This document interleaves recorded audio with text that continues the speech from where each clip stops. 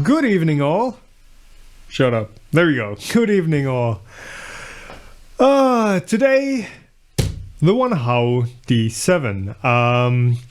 This is going to be liquid. Yes, there is going to be liquid. This is my first dip into resin 3D printers. It's not a DLP type. It is an SLA machine.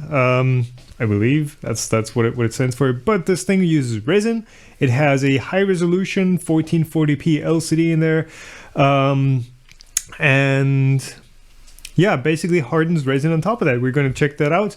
So today we have the WANHAO D7. We have nitrile examination gloves, because you need those when you're dealing with the resin, etc. Yeah, we're gonna examine that stuff. You don't want to get it on your fingers at all, so this stuff, latex gloves don't work. They will degrade if they touch the resin. So nitrile is, I believe, is the way to go. Yeah, what else do we have? We have ethanol, or denatured alcohol, Brennspiritus, the good German stuff. To clean the parts, paper towels, a small ice cream thing that we're gonna use as a bath. So yeah, let's check that out. Yeah, thanks everyone in chat. Yeah, did have to put the dog down today. Sucks big time, but well, work to be done. All right. Right. Anyways, this thing is, as I believe, as the title says, is $450 shipped. That is $450 US dollars, euros, whichever your currency is. This thing came with UPS expedited UPS. This thing came with UPS. WANHAO shipped it to me directly. It got here in like, I don't know, 5 days, less than a week. The $450 to buy it, and then like $39.60, right there, $39.60 or €40.60, €39.60 for imports and fees, etc. To get it through customs, etc. So it's like a €500, $500 dollar, whatever that works out to you, whatever that works out to for you. Okay, they did send me a few PDFs to check out beforehand. I do have them open. I don't have the software installed yet. We're gonna see how well that goes, because as usual, I try to do as much live as possible. But the interesting thing here is, because this thing has an LCD in there, it's a 2560 by 1440 LCD screen. You do connect this stuff through HDMI, so you need a spare HDMI output on your PC. So I did change a few things around. I did add a USB to HDMI converter for my screens. It's getting crazy, but we should be good here. So first of all, FEP tape. This might be a bit overexposed, but I believe this is what goes on your build plate. That's, the hardened or the printed parts stick to well enough and then get peeled off with each layer. Okay. Handle up top, lid up top. Okay, so that's just a big black, cover basically. Then let's list this up here. I believe so. There we go. And that's all we get. Insane price for SLA? Yes, it is. The thing with SLA though is you don't want to use it as a full. It's some sort of a gasket. Okay, you don't want to use it as a full replacement for your FDM 3D printer. The resin is still comparatively, the resin is still extremely expensive. It's, at least well, orders of magnitude 5 to 6 times as expensive as filament by weight. So you do need to use it for the applications it's good at. Yeah, you shouldn't just print everything with it, and I don't think it even has that large of a build envelope to start. So definitely something that is a bit more specialized than your day-to-day 3D printer. I'm hoping there's some resin in here. If there's not, we're screwed.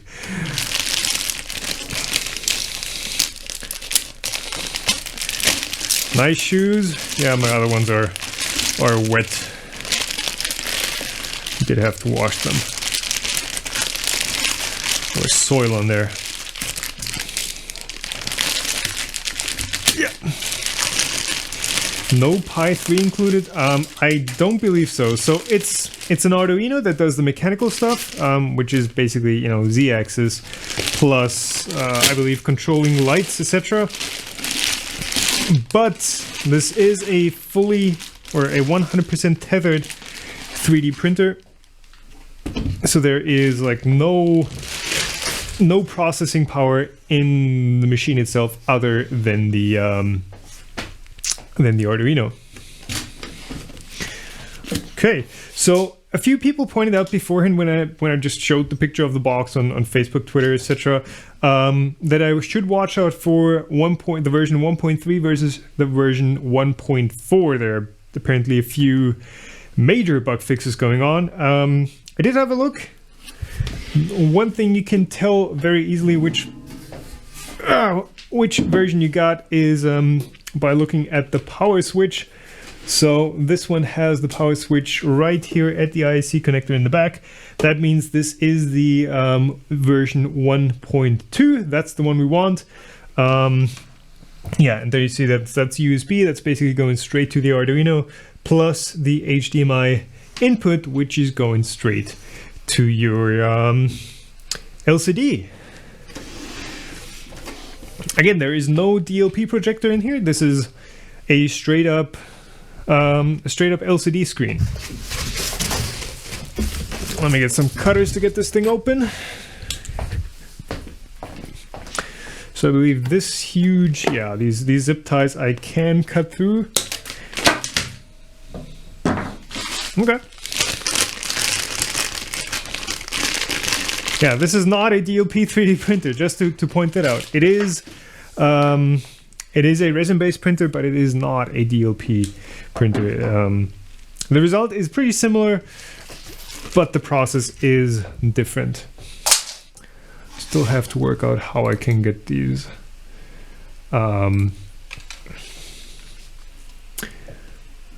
These tips to show up in real time on stream tip. Anyways, thank you for the 5 pound tip from Robin Duckett. Tea, coffee, beer, fun. Yeah, I'm gonna get some nice tea from that. Thank you.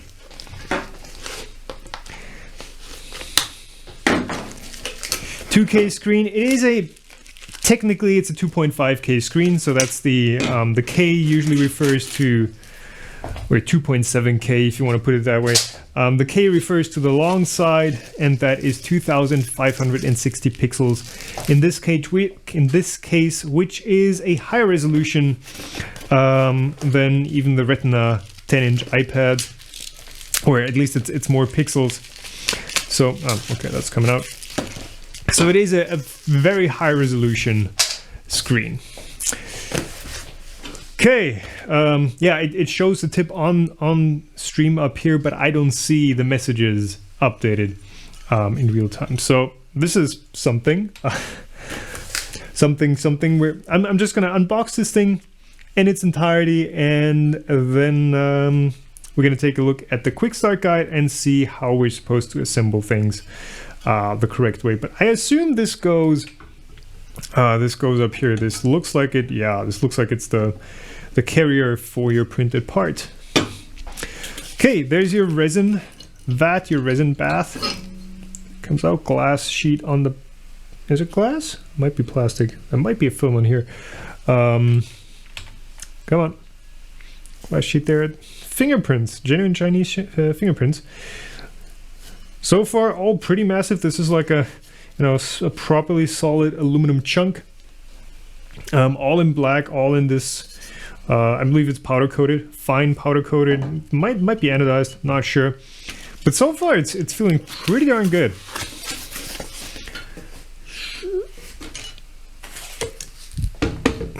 Ooh, 3M tape down here. And this, I believe, there we go. This right here with the 3M tape around it, this is the LCD screen itself. So I don't know if you can see it from up there, but it does have the rounded corners. So I mean, I'm pretty sure this is some cell phone screen. It's like, so if I put this next to it, this is about the same size. So this is maybe a 5.4 or 5.3 inch screen, which is, I mean, that's the build volume you get. That's the build area you get. There you go. There it is. Yeah, it's not huge, but you know, for the printer size, I think it's adequate. It's okay. 5.5. Is it 5? It can't be like 5.5 exactly, because my I can tell you this thing is a 5.5 inch screen, and it's like, it's 3 millimeters shorter, at least on the bottom. Hold on, maybe it's nope, it's also 3 millimeters less wide. So it is a bit smaller than 5.5. I don't know what the official dimensions are, but it's less than 5.5. Okay. So far, all pretty nice and heavy. What are these? Round guides with what? Bearings? No idea how this CXS works. You know, gotta admit where knowledge ends. But 4-star spindle, if it matters. So far, so good. It feels really nicely made and nice and massive. It's gonna be interesting how well the software and the machine works. So let's see what else we get. We get a scraper. So sharp corner right there. I guess that is to scrape your part off of your build plate. We get a 2.5 millimeter hex key wrench number 9909. And we get a power cord. Correct one for Europe. To what is it, phase and neutral, whichever way they go, they don't have a direction. And then ground on the side, or in this hole right here, some Eastern European countries use ground right here, or we use ground on the side here. There's springs. Just to point it out again, because there's always someone complaining, hey, your plug doesn't have ground. Yes, it does. Okay. What is this version I'm unboxing? Yes, this is 1.4. This is the newest one, the bug fixed one. So I'm hoping we are going to have a relatively smooth experience. You never know. You never know what goes wrong. Which I guess is the fun part of doing stuff live. Okay. And that is it. There's really not a whole lot. Oh, okay. One more box. But I think this is just the resin. Let's not cut too deep. Oh, there's more stuff in here. I'm sorry. I thought that was it. Okay, small box, black. I assume that is for storing resin that isn't used, or for fresh resin. Oh, your Frenchies put the ground in the hole too. What is this? Disposable latex examination gloves. Again, I specifically bought nitrile gloves because I don't think latex is going to stand up to resins and oil-based stuff. So I think I'm going to use my nitrile ones. Not sure how much these are going to do. They are definitely going to be single use. As soon as you get resin on them, they are going to degrade. Then there's our resin pack, vacuum, not vacuum, but heat shrunk in a separate package. Again, this is a black bottle, which makes sense because this is light sensitive. There has been a Kickstarter that just showed this stuff in clear bottles, and they were like, yeah, it's fine, here, that's how we ship it to you, you can store it. And yeah, people were catching on to that and called them out for the bullshit. This is black, makes sense. This is resin, 250 millimeters, light sensitive material, keep away from light. Okay, there's an HDMI cord, looks good. That seems to be a fairly decent length. A USB cord, typical blue ones that you get, and then a few nuts and a thumb. Well, those don't fit. Yeah, a matching. What are these called? Thumb screw? It's not exactly a thumb screw, but it is a thumb screw. Thumb nuts, 2 pieces. I assume they go with the build plate somewhere, and another set of latex gloves. I'm gonna stick to the nitro ones. Okay, stereolithography, yes. Okay, power cord, decent length, 1.5 meters, 6 foot. HDMI cord.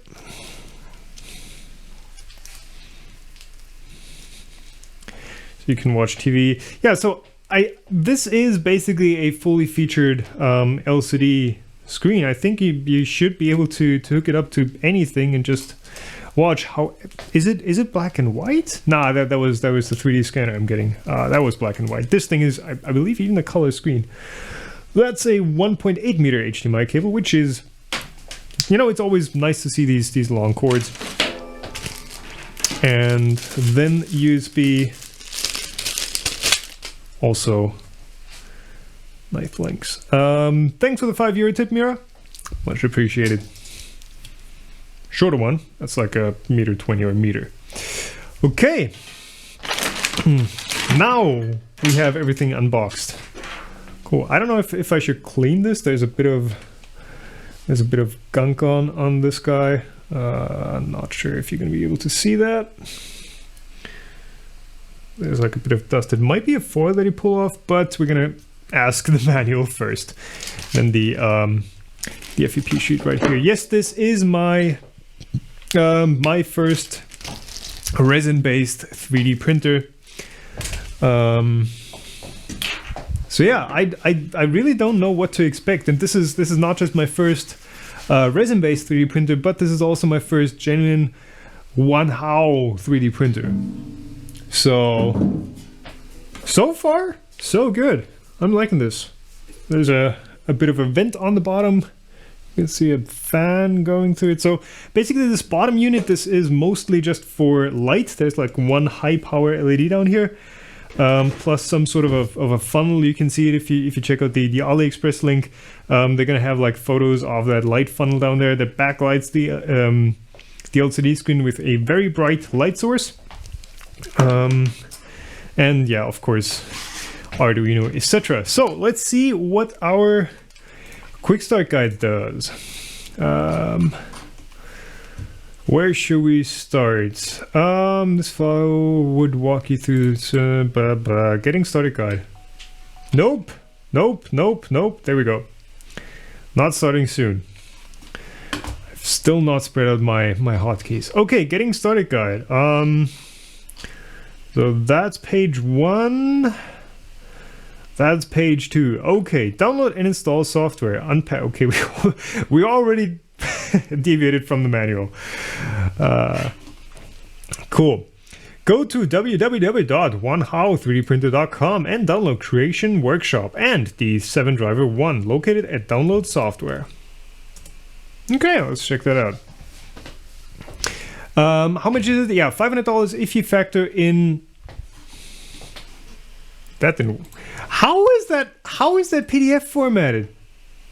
Is that like a right to left thing? Okay, WANHAO3dprinter.com. There we go. Yeah, $500 including tax. It is $450 shipped, roughly $450 shipped. They're having a sale like for the next 2 weeks, where it's 12% off. Duplicator 7, where it's 12% off. That is the finished $450 price, plus whatever Download all. Download all. Through Dropbox. Cool. So we want, so I do have these two open. That's the tabs up here. Nano DLP. I thought this wasn't a DLP. So we need the creation workshop. Download. And we need the driver as well, though I don't know how much of a driver that's actually going to be. So let's just check that out. Can you use Formlabs Resin? I'm not sure how much they're different, but I would believe so, with maybe a bit of settings tuning, etc. It might work. There are budget resins, etc. available that get your price way closer to what FDM costs. But I believe they should be at least somewhat compatible. They might differ greatly when it comes to how long each layer should take to completely harden. But I think they should be somewhat compatible. Always great to run Chinese software from a Dropbox download on your production PC. But okay, so that's free for non-commercial use. Well, crap. Is this commercial use, since this is my job? Is this considered commercial use? Whatever. Okay, but that is a creation workshop. Who's making this software even? About Shy Cigar. Okay. So Shy Cigar. Okay, that sounds wrong if you have a German background, but so it is a software that doesn't come from WANHAO and basically yeah, a third-party software.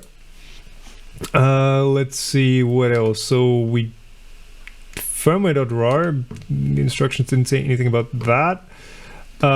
Let's see if we can get the driver. Okay, so that is just in case it doesn't find the printer USB port. So just in case we wouldn't have an shit, I'm running out of USB ports. Just in case we wouldn't have any sort of Arduino driver installed yet. So that is usually the FTDI, or whichever one. Yay, that's a free USB port, or whichever one you need for the Mega-based solution. So long USB cord, I do need a longer one. And that fits. That is your Type B. That fits right here, and then there's that's literally the last USB port I have. I'm hoping no cameras drop out right now. All still looking good. You're still on? Perfect. Okay, USB is connected. I think we still need power. Jax, thanks for the 20 euros. Can you have a refrigerator review? I'm melting here. What? Where are you? I can recommend. So I can recommend Chinese air conditioners. Comfy. Those cheaper ones that you can get for $500. Fully recommended. Great stuff. Okay. Right. USB driver. Nothing showing up on the PC so far, so let's give it. Let's see what the manual says. Driver, we should be sorted out. I've used plenty of Arduinos with this laptop. So let me see what else. Execute Creation Workshop software by clicking on Creation Workshop. Cool. Done that. Unpack and connect cables with the printer switched off. Okay, let's switch that off. Connect VGA or HDMI cable. Will do. USB. Okay. Power cable to the power supply. And I guess at that point we can turn it on. No, switch on printer. How does it configure screen resolution? So apparently the screen actually gets its power through USB. That's going to be interesting. Okay.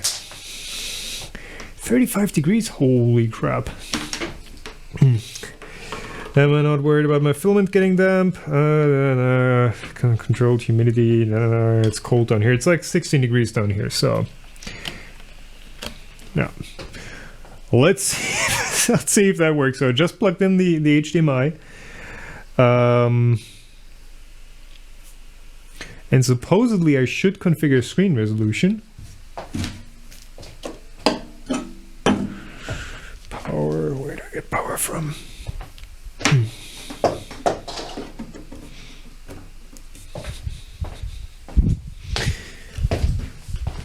So yeah, I was getting a lot of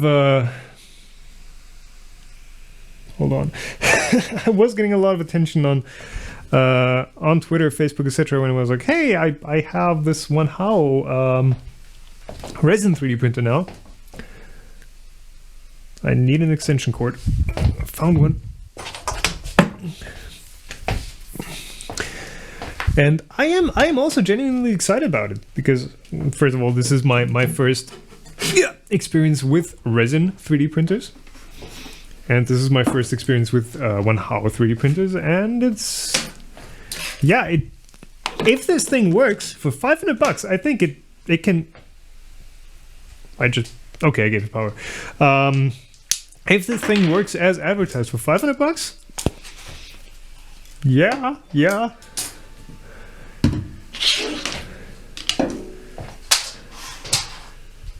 Okay, now it's real time. Thanks for the 3 hours 38 Fulka hue. Okay, imported smoke. So we didn't turn it on yet. The LCD is still black. It's just reflections you're seeing. This is still off.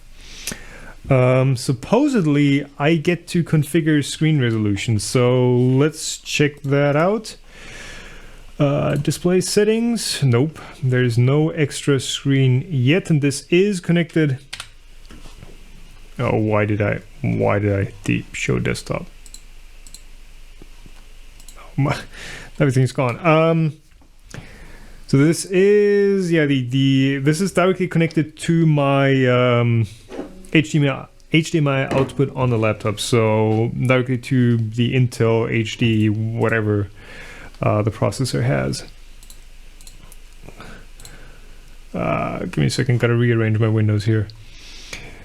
Okay, so we cannot configure the screen resolution yet. So I'm thinking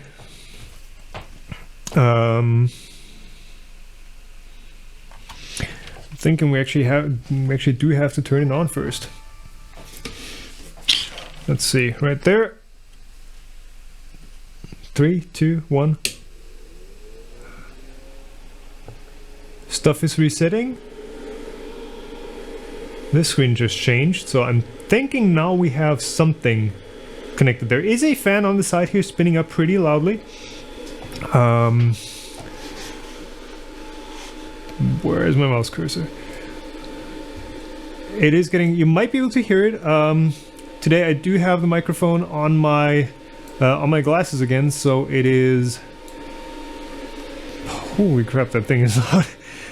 So it is a lot. You're not hearing it as loudly as I am, so yeah, but you probably do hear it in the background. Right, so Windows started moving around. I believe that means we have... Oh yeah, we do have a screen. If I could... There we go. We do have a screen. There we go. That's 1440 by 2560. Make sure it is... Yeah, we are in extended mode, and there's no light in here yet. Video instructions available wherever. Okay, there is another instructions manual somewhere. Display settings. Right-click mouse display setting. Click display number 2. Well, display number... It is the display number 2. Okay. Choose lateral. I believe that is landscape. So let's do landscape here. Yeah. Keep changes. Okay.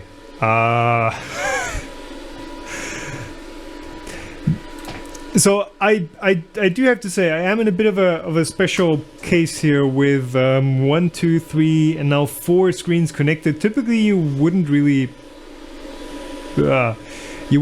have these many screens hooked up to your computer, but I kind of need them.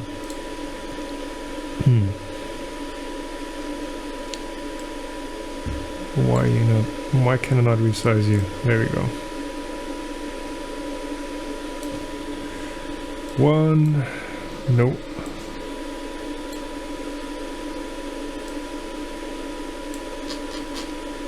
Okay, Greg the Great, thanks for your $10. Saying thank you for your loss. Yeah.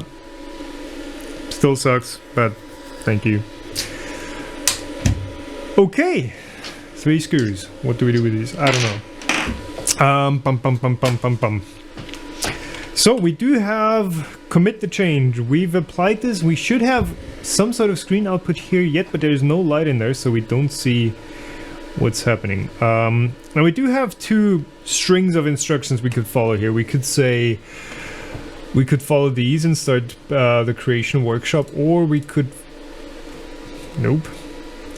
or we could follow these. I like these more, so let's stick with these. Switch on printer. Did that. Open the software and load the project. Ooh. STL, opt, or AMF. Ooh. That's fast. Select resin. Prepare for printing. That's a full manual. That's like another another process you could follow. It's weird. They have the quick start guide. They have the software install guide. This seems to be a bit more detailed, at least for the software. Let's see if this stuff is all set up correctly. So, creation workshop. If we do it like that, we should be able to, yes. Configure the machine. Click configure. Configure.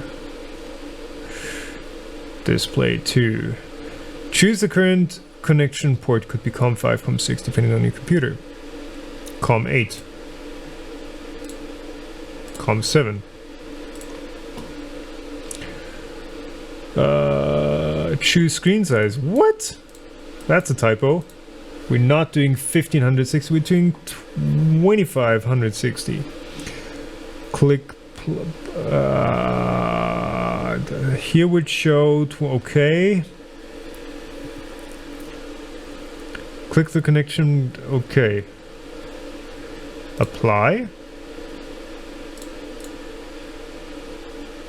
Connect. Still not seeing anything on the screen. Still not.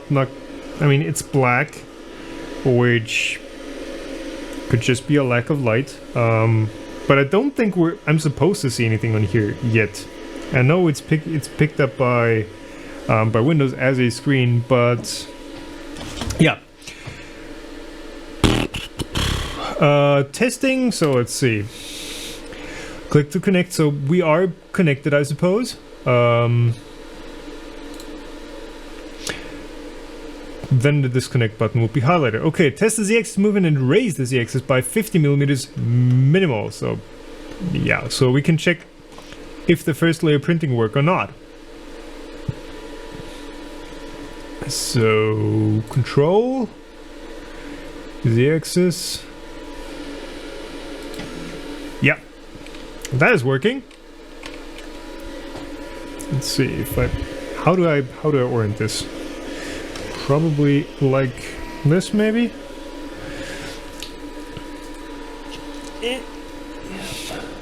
Oops, what am I turning? Nothing. Okay. There we go. So if I hit the Z-axis move, that moves. Perfect. So it seems like we're connected. We are well in business. Then click the plus C to raise the build plate by whatever. Open the printing file and check the first layer work or not. To do 3D view and adjust the object, then click plus to add raft and support. So let's actually just 3D view, open. Bunny Marvin, what the hell do I have here? Just gonna turn off my screen for a second. Let's do the classic tree frog because that is low. No, tree frog 45 cut. That's what I want. Tree frog 45 cut. Do I get to scale this thing? I kind of want to scale it down to 50%. I mean, this is I guess it's a somewhat classic SLA test print. Let's see. This is active. Okay, so let's do 50. Perfect. Okay. Add rafter support. Maybe not. Right click the screen and move the print object. Well, we got that. Click the slicing and confirm slice. So that is the slice button, I believe. Piece of cake. Default, okay.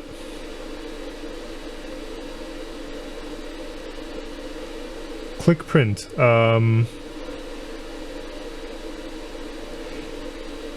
So just get to...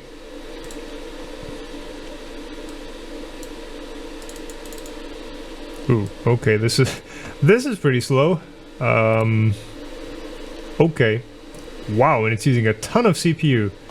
Let's see how well this works out.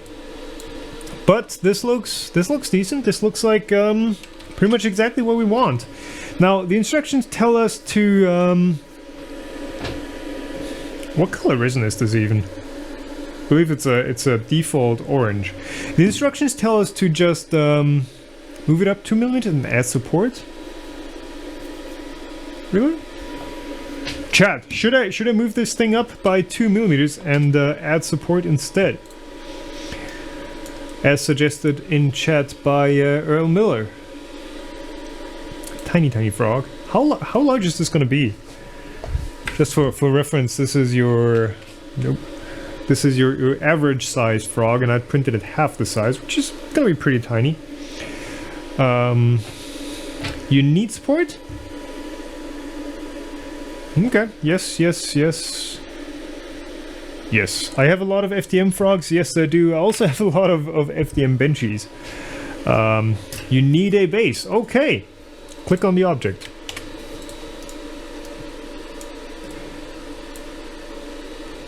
What is this? Home, okay, we don't want to home it yet. So... let's see. Move by 2mm, you're saying. Okay, move, scale. Is this actually the... that was quite a bit. Okay. Let's type in 2. Moved up by 2. That feels like a lot for an SLA machine.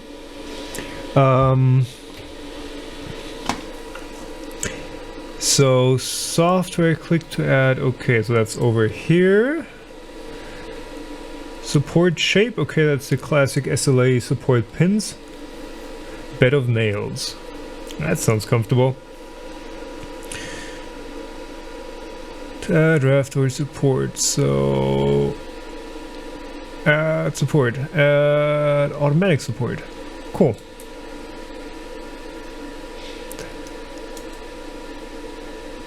That feels like it's not supporting it correctly. Can we remove all supports and try that again? Ooh, that's taking a lot longer.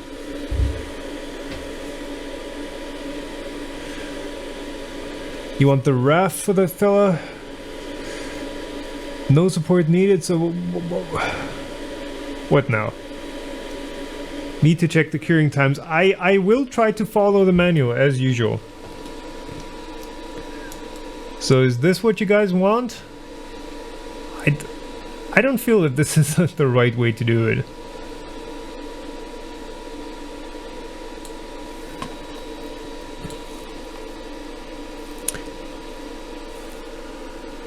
And supposedly we also need a raft.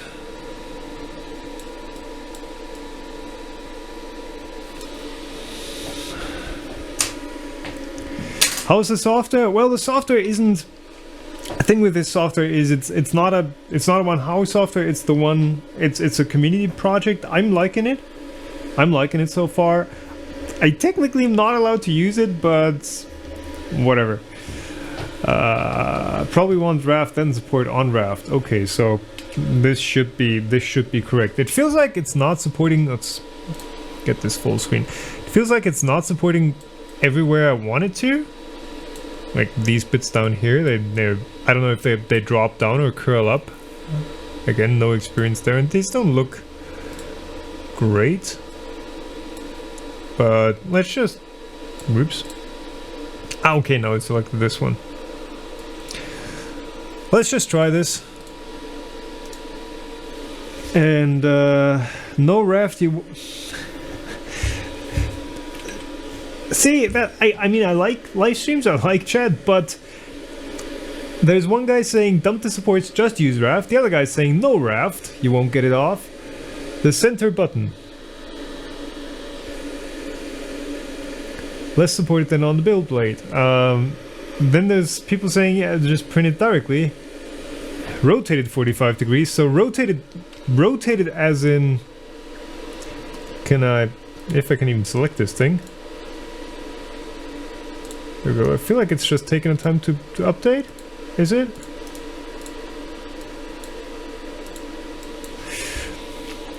So then there's someone saying rotate 45, so that would be about the x-axis. Stay here. 45. Rotate, and I guess we do have to say remove all supports if I can. Ah, double click. Okay. Rotate like that. And then we might need to move it up. And then say adaptive, whatever, automatic. First test, so no raft or support. Yes, rotate 45, no raft. Horizontal resolution is pixelated. Yes, so this is actually... It's generating. Okay, so this is actually one of the few 3D printers that actually has a real resolution, not just because it's not vector based, it's pixel based, or essentially you could say it's voxels because it's 3D pixels. You have an X and Y resolution, which is determined by the screen itself, which is like super high resolution. I don't think someone just did the math and said it's like 47 micrometers, which sounds like more than enough. And the other thing is a Z-axis resolution, and I think you can adjust that in the software. And yeah, that would be the other resolution that you can actually see the stair stepping effect on. This still doesn't look right. Let's just see how the manual wants us to continue here. So that would be add raft or support however you want it. I guess now you can start your first print. Click print button. Basically it's saying is, hey, you just hit print now. We're not homing it. What's home? That's... Can I have a tooltip? No. Can I have a tooltip now? Okay, no tooltips. Home? Also home. Okay, interesting. Because we're not homing it yet, and it's, you know, the holder for the build plate is right up here. You don't get your cure times right. The manual, following the manual. I did get reprimanded for not following the manual at times. So basically, it's telling us to just hit print right now, and in theory, the LED in here, the high power LED in here, should light up, and we should see something on this LCD screen right here. I'll tilt this out of the way just to get you guys a view, and then we're gonna see what it does. If it crashes anything, I'll try to shut it off. Let's just see. So print would be this one, I assume. Oh yeah. Can you see that? There you go. Probably has a few bright spots, but that is an UV, or at least a near UV LED. Right there. So that's working. That is projecting out, I assume, correctly. So perfect. Let's jump back here and say stop. And that is hopefully going to turn the LED off. It's still on right now. Can this camera pick up anything of that? Nope. So this is still... yeah, it's still glowing.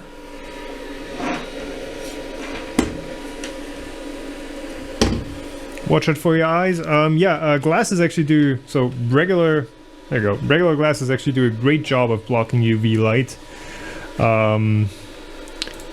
Pretty good thing. So control, let's see if we can show blank. Okay, that removed the image, but the LED is still on. Display 2. Acer, we're not using an Acer projector here. I wonder how it can turn off the LED in here. Click slice to start. You're ready to start your print. Okay, click the home Z-axis. We're not going to do that because we don't have anything on the printer here. We don't have the... this is probably the VAT. We don't have this in here. We don't have the build plate on here. So manual's telling us to print. We can't really print yet. So I guess this manual is done. Let's see what the quick start guide says. Okay. Extra steps. Select resin and slice object. I'm actually going to turn the printer off real quick. M106S0. I'm actually going to disconnect and turn the printer off physically. Interesting. As I turned off the printer, OBS crashed. Might be because it's lacking a screen now. Turn off the printer, OBS crashed. Whatever. Let's see. Okay, I'm hoping screen cap's working. Nope. Give me a second, I'll have to restart OBS again. Okay. That looks like a proper screen cap. Yep. Okay, we're back. We're back in business. Not exactly sure what happened there. But software crash, I don't think I can blame hardware for that. Okay, manual. Yes, that was the plan. That was the plan to see what else we should do. So select resin and slice object. Once the object is loaded and located in the build area, check the settings of the printing profile. Go to configure screen and open the configure slicing profile tab. Select the printing profile from the machine profiles. Okay, go to the configure tab. It's interesting, we had these three manuals and so far there are three different manuals. They tell you three different things to do. I wish it was just one, but okay. Configure slicing profile. So go on the open the configure slicing profile tab, select the printing profile from the machine profiles.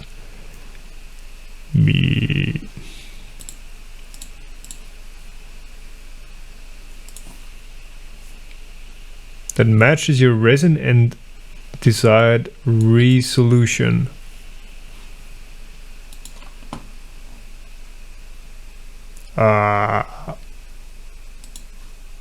All profiles default. Well, there's Should we create one? D7. Okay, that doesn't have anything in here. So where do we get the profiles from? 6, 7, where's step 7? Okay, where do we get the profiles from? That's going to be the configure machine. And we actually, that's not going to give us a preset. Let's see if the full manual firmware installed through Cura. Okay, firmware installation, nano DLP firmware. So this is the full manual. Let's see what this one says. Connect. Okay, we are connected.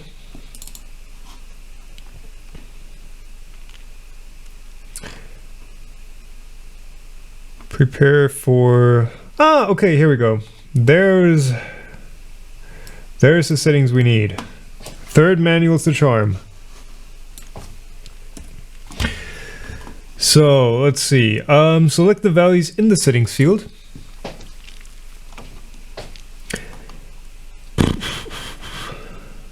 Hard daylight 100 micron, standard daylight. I have 3D printing resin. I have the default 3D printing resin that doesn't have a name. So I'm not sure if that's the resin name, but I'm just going to use the values from the manual for now. Loads, resin default, so none there. Select the value, so that's this D7 profile. I'm just gonna use this one from now on out. Layer thickness is 0.1, which I feel is pretty thick for a resin machine. Exposure time between 18,000 and 22,000 milliseconds. Okay, so 20,000. How does that sound? For other resins and resolutions, check the exposure time stated. Exposure time for bottom layers between 100,000 and 120,000. So that sounds like I should go with 110,000. Number of such bottom layers between 3 and 5. Between 3 and 5 makes 4. Anti-aliasing, I don't think we need that with this resolution. Lift and sequence, bah. Oh, screen should look as follows. Okay, I guess we can take a peek at the rest of the settings. Enable anti-aliasing. Okay, they have a few different options here. Lift and sequence time. Okay, 8,000. Lift distance 4. Speed 60. See. Bottom speed 50, slide tilt value 0, bottom up. Okay, reflect, don't reflect anything. Okay, that looks like it's exactly what their settings are, and they also use the 20,000 and 110,000 plus 4 bottom layers as a mid. Or as a good compromise value. Cool. Now click 3D view. Z resolution is wrong? What? Z resolution is wrong. Where do you guys have the Z resolution?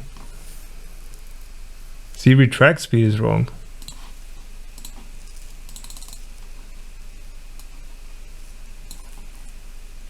Oh, Z retract speed is 100.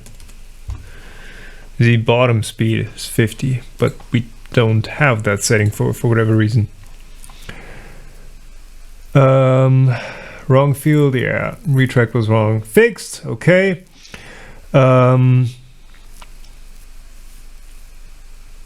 Cool. 20 seconds per layer, yes, that is correct. It is, well, I guess it makes it very predictable how long your print is going to take. Let's check that out real quick. Thank you for Performance 3DP for the €4.47. That's probably a pound value or something, but thanks a lot. Okay, we're getting somewhere. It feels like it. So this is the profile is set up. Let's hit apply again. Doesn't seem to do anything, but machine looks,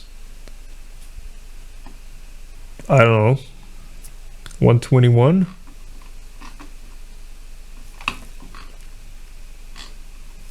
Is that?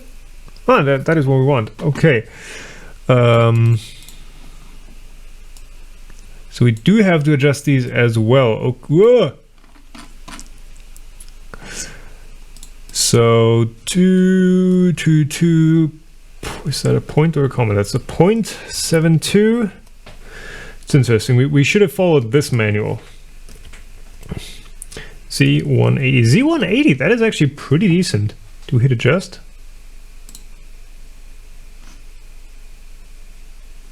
Nah. Okay, so that's like a trial and error configuration. Output resolution 87 microns. Okay. That is more than whoever did the math in the in chat. Okay, but it looks like we actually have the software configured correctly. We have the wrong profile activated.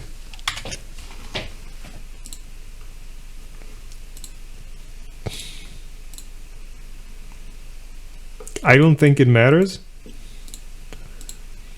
think default SLA tilt control. We don't have a tilt control. And we don't have motors on and off. Just called default SLA. Okay. They're calling it liquid crystal. Yeah, I can rename it. I can say liquid crystal right there. Booyah. There you go. I believe this matches up, except for the COM port, which obviously is the what?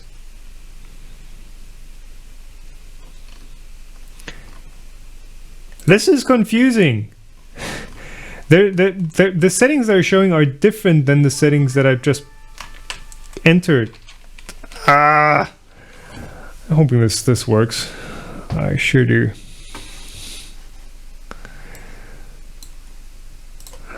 Oh well. Thanks for the €5, Milo. Remember the Alamo.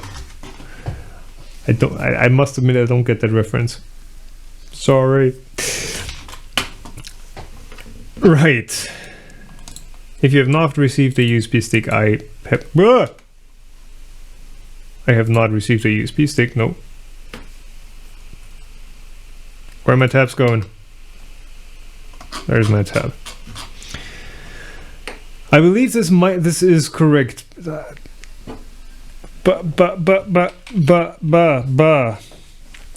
do we just configure 220 millimeters? Someone in chat said that was correct. Is it really 220? That would be huge. That would be absolutely massive. Why is... Nope. That is not correct. This is 120 millimeters at most. Why do you guys keep saying that that's correct? It is not. It is in fact not correct. So what are we even configuring in WANHAO? What should we put in here? Let's check out the full manual. So far that's been no, I shouldn't use that soon. So far this full manual has been what gave us the most information. So open this okay, configure, and then it gives us this configuration screen that has these values, which are all wrong. I don't think a single one of these is correct. Let's see if there's anything else. So settings, at least these are correct. They told us to use these exact ones, so they should be right.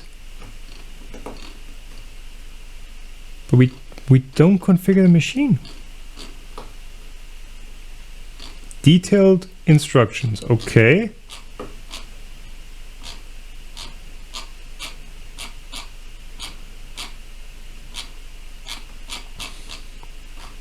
Setting up display device. Okay, again, they're showing the 222.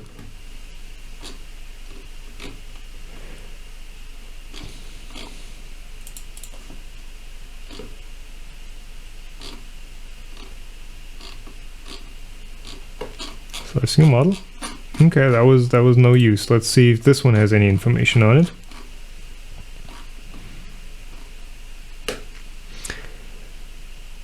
Okay, so this one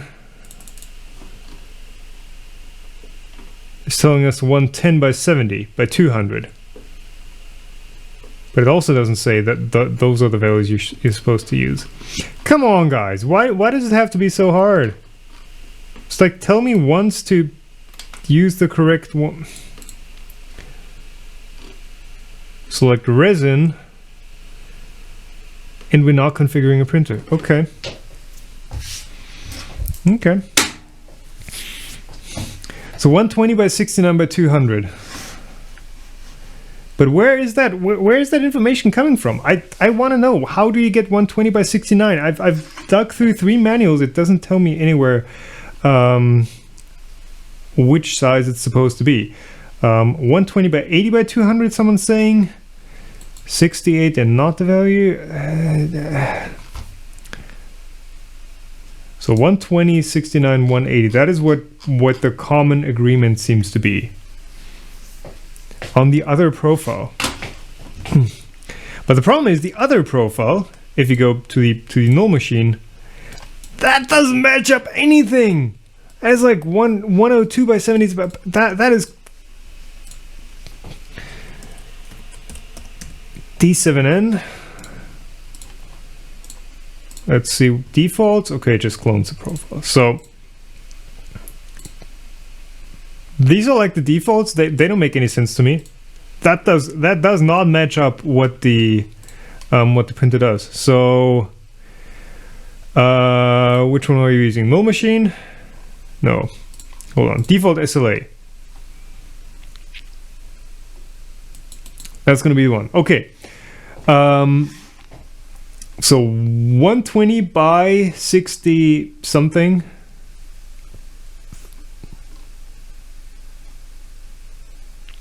$120 by 69 by 200. 120 by 69 by 180. I'm just gonna go with 120 by 69 by 180. That seems safe. Is that a 16 by 9 screen? Is that a 16 by 9 ratio? I don't know. Apply, did it, looks good. And now we're getting the 47 microns that someone did the math on in chat before. So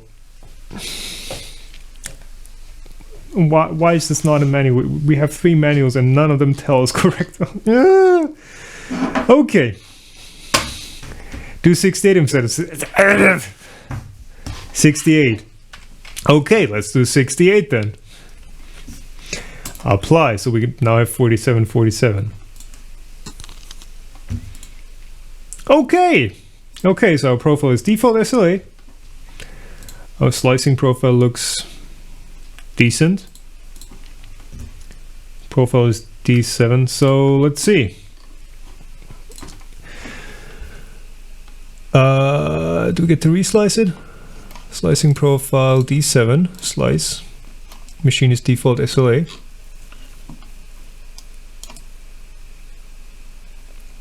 It looks roughly okay size-wise.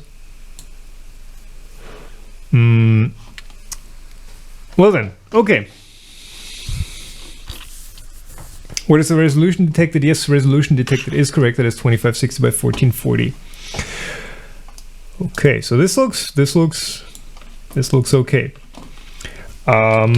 Let's see what else. So I guess at this point, we do have 154 print time. Ooh, that's gonna be late. 67 is really small. Let's check it out. 68. It is actually, so the visible area on the screen right here, if I take this meet the stop, This is 66. Actually, the visible area is actually 66 millimeters. So 66 and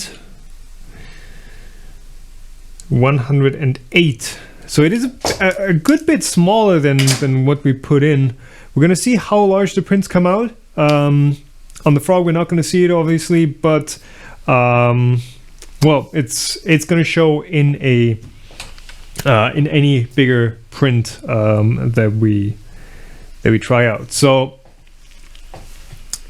look at the homing procedure. Let's do the prepare Duplicator 7 for printing process right here. Place VAT on top of the LCD screen and tighten both Z-brackets. If you over tighten too much, the LCD screen will go temporarily white. Cool, so I guess I should not over tighten this. Though I believe this much stuff that's on here I should clean off. Can I use, this is some sort of plastic, and there is already a ding in it. Let's see if we can get a close-up.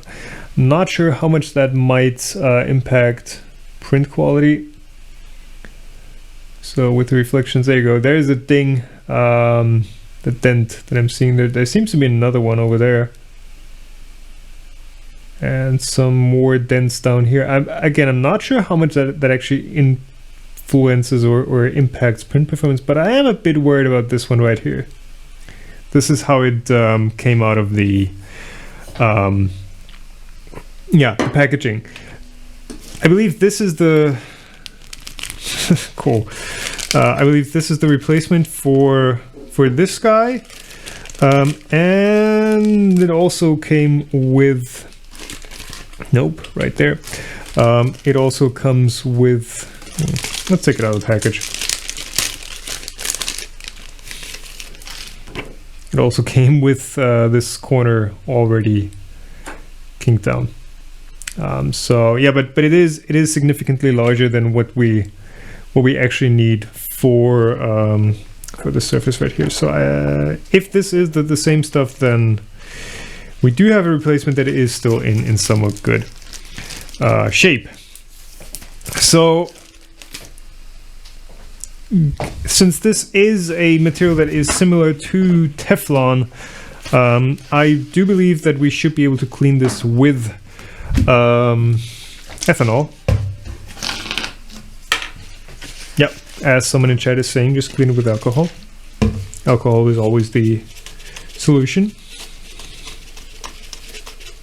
So that should be good. And the inside, I guess, as well, just to get any grease and stuff off, because we do want the print to, wait, no, this is the inside. Okay. We do want the print to stick to this. Okay. And let's get the, that's on the inside. Let's get the streaks out. Perfect. I am going to give the screen a wipe down as well. Okay. This gets tightened down onto the screen.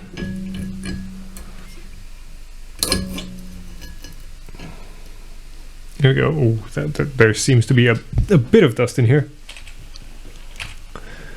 Does that give you a better angle? Somewhat. Okay. So this one, screen down here, bat down here with the FEP foil. Next up, and use the two thumb nuts. So this is, again, chat, this is not a DLP 3D printer. This does not have a DLP projector in here. This is an LCD. It has a strong UV LED in the bottom, and then an LCD that basically lays flat against the bottom of the vat. So it's not a projector that projects against the bottom of the vat, which would be what DLP suggests. It is actually an LCD based system.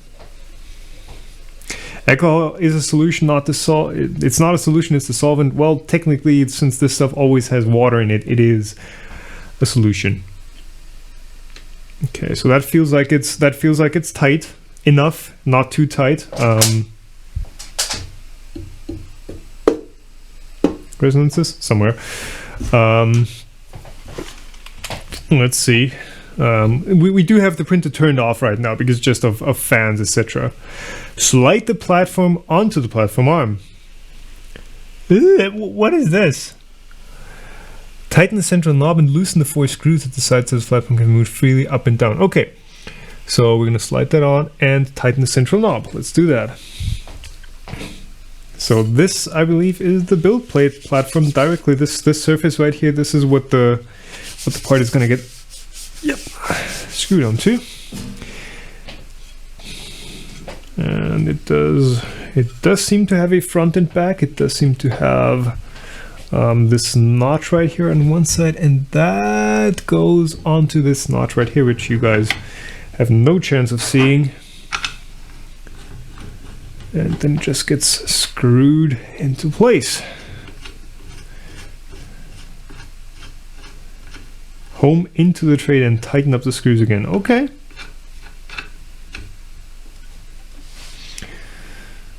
Only the length of the Z-axis limits build size. I guess at some point you are also limiting build size by, you know, how heavy of a part you can get before it just drops down. So you guys are saying loosen this stuff, then drop it onto the LCD screen, and then retighten. Sounds about right. Yeah. This is either not the correct tool or these screws are crap.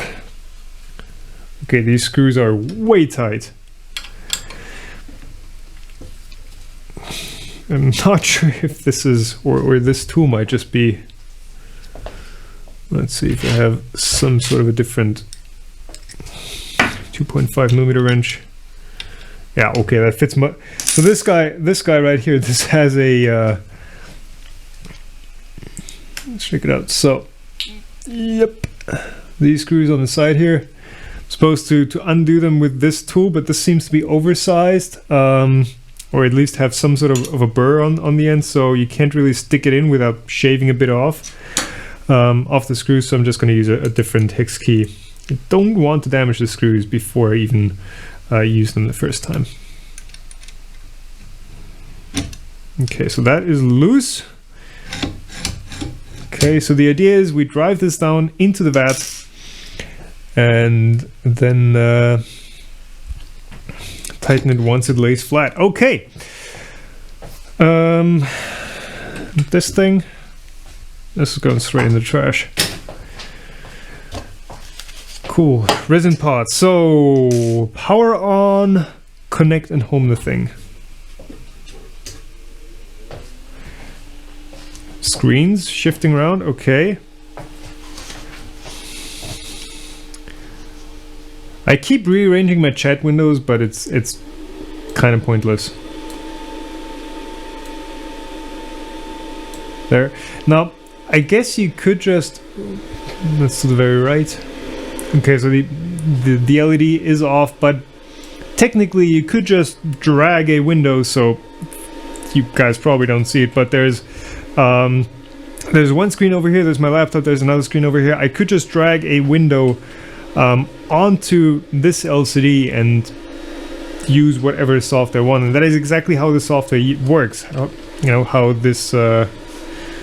Where is my mouse? Actually, if I go too far to the right, we should be able to see my mouse, which might be a problem if you're using your computer while you're printing something. So connect. It's opening up this window right here. This is just a black window, and this is actually on the LCD of the printer right now. So I believe if we do home, this should home.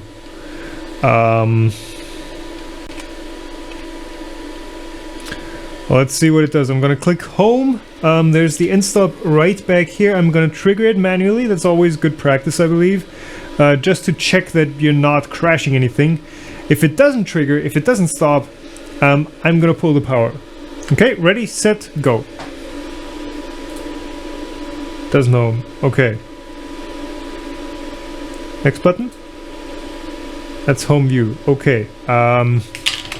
I believe I have pushed the wrong button. Okay, I do need to press this one. Okay, I thought this one that says home or this one that says home would have been the right one, but it's this one. Okay, maybe, hopefully. Let's see. Swipe it again. Okay, real slow home. Touched it, stopped. Okay, that looks good. Let's home. Let's get this thing down and adjusted. DLP is a mirror. Connect first. Yeah, shut up. Again, this is an LCD based system, so you can, if we're quick enough, you can actually see down here. Down here is an LCD. It's like a smaller than 5.5 inch. I refuse to call it 5.5. This is 5.5 and this one is definitely smaller. It's a roughly 5.5 inch LCD screen in here. There's a high brightness UV LED shining up from the bottom into like a light can funnel, whatever you want to call it, and that then backlights the LCD with a high intensity light, UV light, and yeah, then you get your projection or your curing of the resin happening exactly where you want it to. DLP's light processing, whatever. Fan stopped? Yes, fan stopped, that is good. Fan is spinning back up.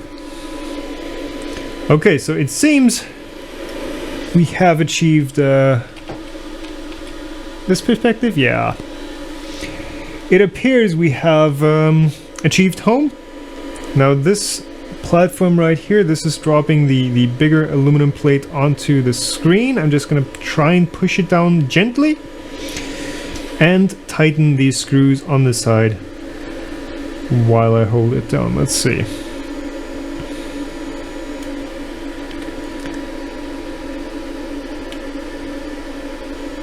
The back beam for the Z-axis was wobbling as you homed Z. Well, that sucks. That's going to show in the prints. I mean, classic Z wobble, still an issue. Okay, these screws, I don't think I have to tighten these like super tight, because they're not going to be holding a lot of weight. So, yeah.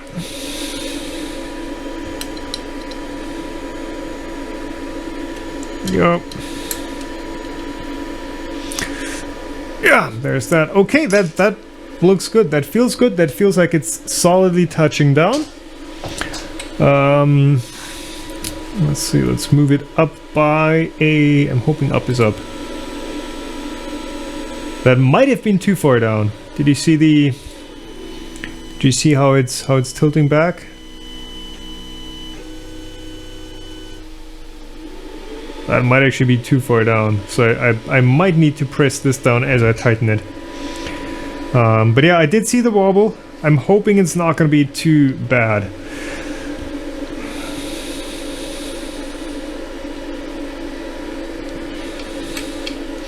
Did my printers get a Father's Day card? Did they? They didn't make me one. Why should they be getting one?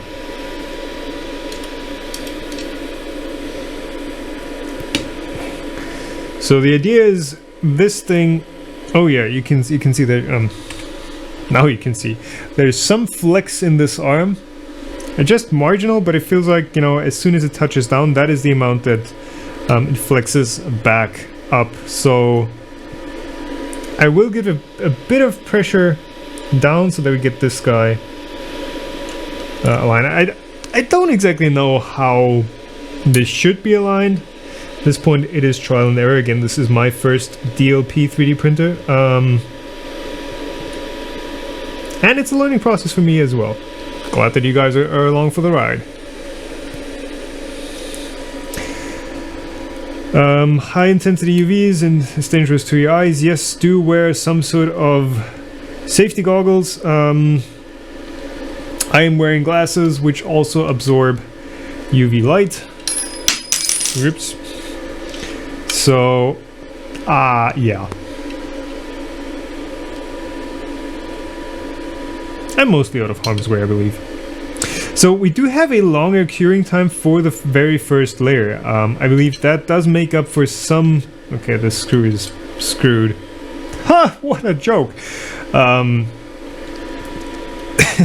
We do have a longer cure time for the very first layer, so I think that does make up for some inaccuracy. So if this thing isn't perfectly flat against the bottom layer, I think it still cures the entire thing thoroughly. So it's kind of like doing a thicker first layer on your resin on your filament-based 3D printer. Okay, let's see. Let's move this up 10 again. That's looking better. It's not doing this huge tilting motion. Let's double check how much this wobbles. Oh yeah, it does have... So what I'm seeing is it does have sort of a rocking motion. It is rocking back and forth just as it moves up. It's going to be interesting to see how much that impacts the prints, if it is actually visible on straight segments. And especially at taller heights, I think it does, you know, it does amplify. As you have something sticking down, that thing is also going to wobble more. Gonna try it out. There is a rigid coupling in here. So that is a solid black aluminum coupling right there. Well, right here. This might be bent, not sure. But for now, let's just leave it like that. I'm not going to do any tweaks, any changes before I, well, test it out and review it. Okay, so controls are working. Printer seems to be working fine for the most part. Slide the platform onto the platform arm. Tighten the central knob and loosen the 4 screws. Did that. Place the hood back onto the printer. Now I do have this gasket. I believe... So this was packaged separately. I didn't see it mentioned in any manual yet.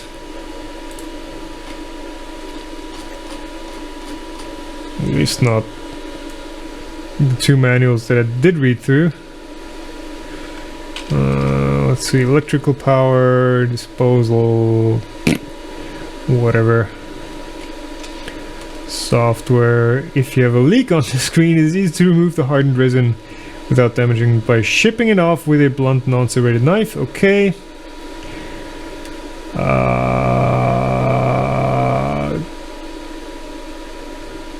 Okay. So I believe this does go on the bottom edge of the hood. The manual doesn't say anything about it. If I was being like completely, you know, screw this shit, I wouldn't put it on. I would get hardened resin, but this resin is expensive and I'm not looking forward to buying more of it. So yeah. Let's just get it on.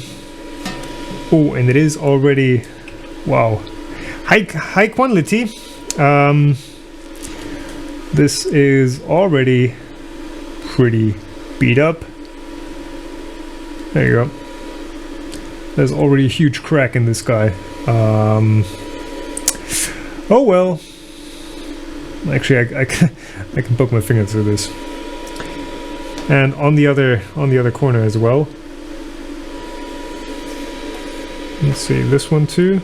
There's also some sort of dust that might just be from this table. But yeah, 2 of the corners are already torn out of the box. Not good, not good.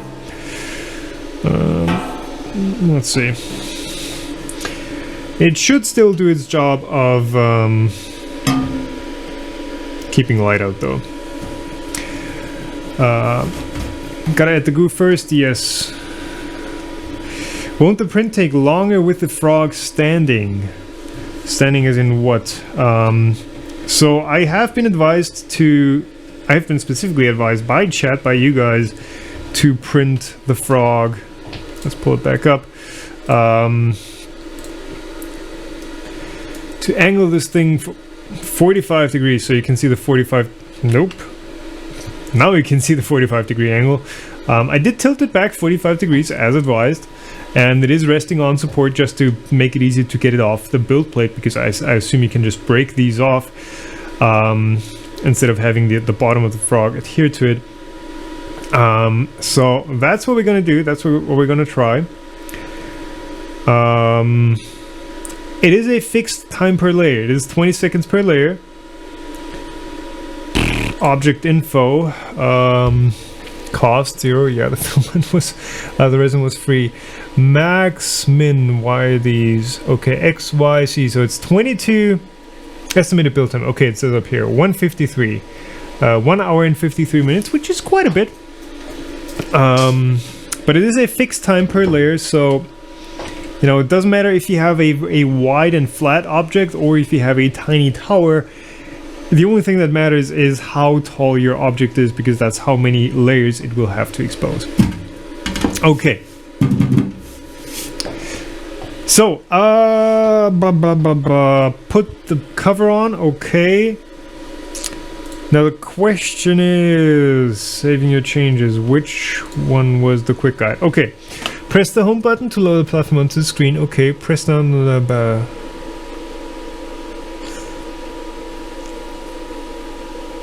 okay, did that. Now turn the screen off before fill the vat with resin. Prints don't consume a lot of resin. A quarter full vat is enough for a medium-sized print. So with the build plate down, once started, the print can't be paused and refilled, so it's safer to overfill and reuse the resin. Okay. Press +10. The only problem for you guys is going to be you're not going to see anything of the print. It's just going to be a black machine making noise. It's probably going to be the least exciting print to watch. So I'm sorry, but there's not a lot I can do about that other than can I... Actually, here's a question. Can I... So it doesn't have any...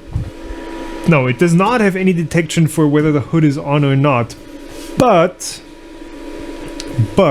hold on. If I turn off all the lights, if I turn down the brightnesses of these screens, my lights will not cure it. These are fluorescent tubes. These are basically UV lights with a fluorescent coating. They should have added a window, yes. So what I'm gonna do, I think, is I'm gonna turn off. I don't have a Raspberry Pi set up yet with the cameras. I'm gonna turn off all the lights. It says it has detection. What? How would it have? There is nothing on here that would detect the hood on or off. There's no magnets in here. There's no sensors around the perimeter. Does this guy have a... Maybe this guy has like a light sense in the bottom. I will try this. Just minimize your UV light sources. Thing is, this is UV, that's UV, and that is also UV because those are fluorescent or compact fluorescent ones. I'm gonna turn them all off.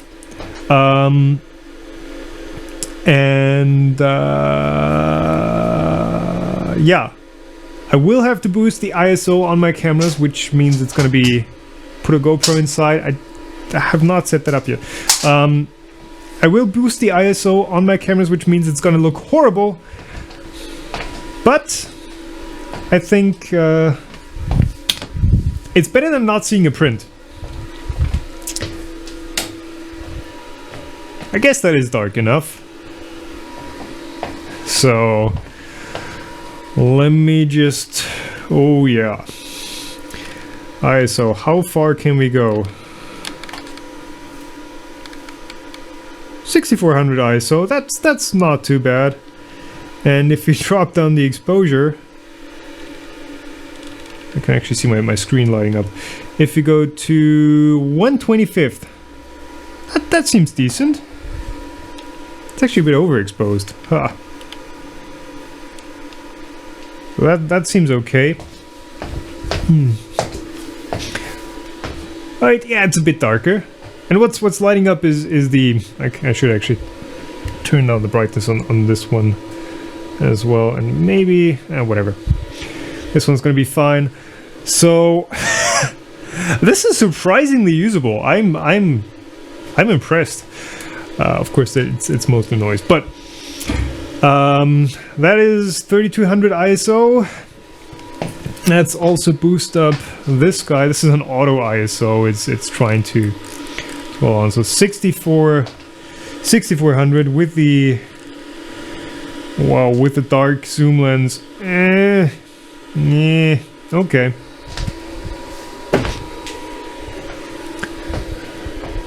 The problem now is I'm not seeing a whole lot. I'm not seeing what I'm filling up here. I guess the overhead camera doesn't. No, that doesn't really do a lot. Let me grab it. Let me grab a different lens for this guy. Let's grab the 25mm f1.7. That should let in a whole bunch of light. It's just a no lens also lets in a whole lot of light. There. Better. Okay. And we can open it up to 1.7. Manual 1/25. That's not UV, that is red. Perfect. Panasonic G7? Well. Okay. Why is it dark? Because the resin is UV sensitive, and I do want to show you. That looks amazing. I do want to show you guys what the, how the print progresses. So, just for reference, what the camera is seeing is about twice as bright as what I'm seeing. This is, pretty dimly lit. There's 3 LCD screens that light up this room. But this is surprisingly usable. Okay, let's check out what the manual wants me to get into. Place the hood back onto the printer. Nope. In control, press the 10 to the. Okay.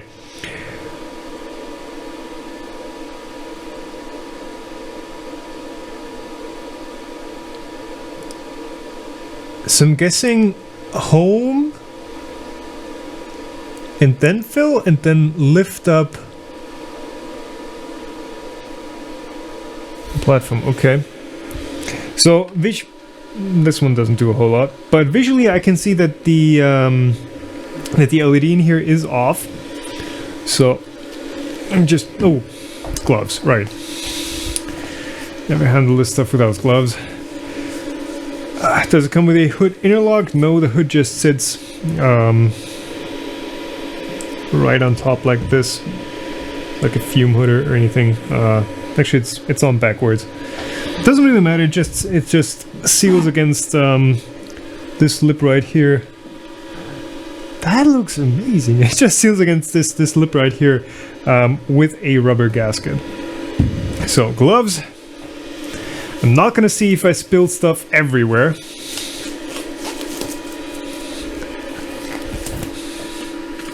So yeah, people asking about video. Yeah, Panasonic G7. Both are. No, this one is 3200 ISO. This guy right here is on 6400 ISO. Why is this one so? Why did I boost this one up so much brighter?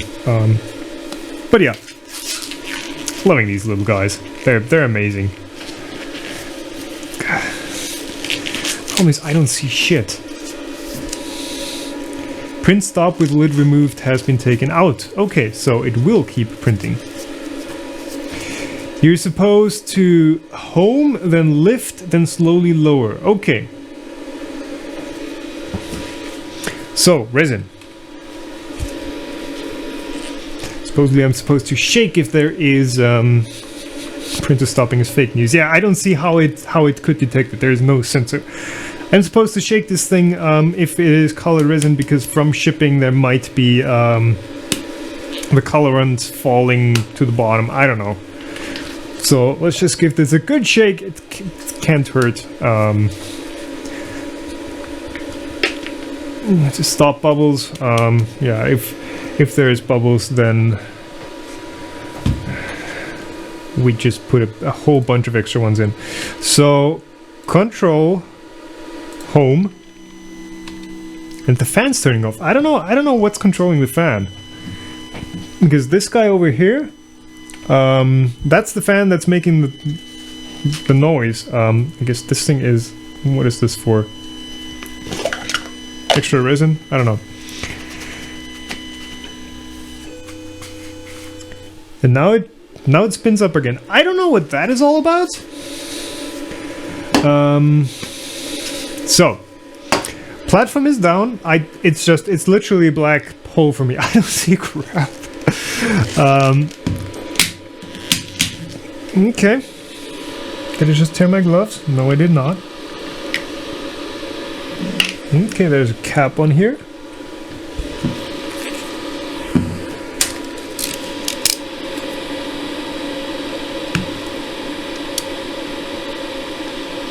So the problem with these resins is why you should be wearing gloves. First of all, they are horrible to clean off your skin. You can clean them off with acetone, I believe, or IPA, or some sort of alcohol.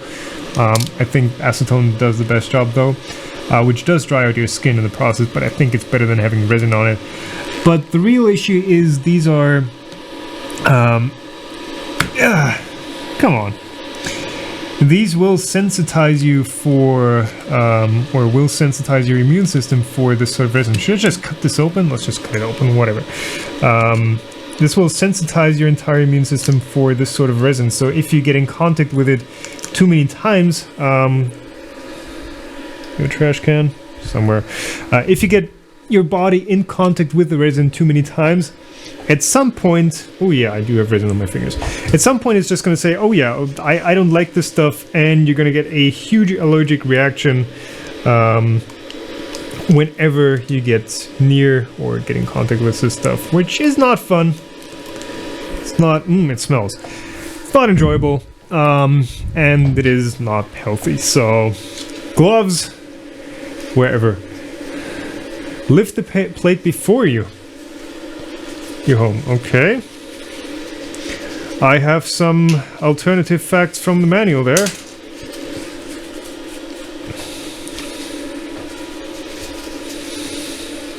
Please taste a little. Yeah, sure. You have to lift up before printing. Okay.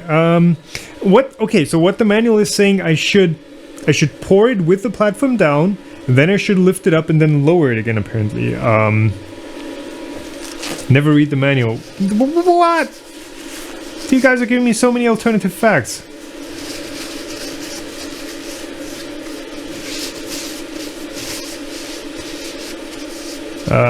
Wearing a filter mask?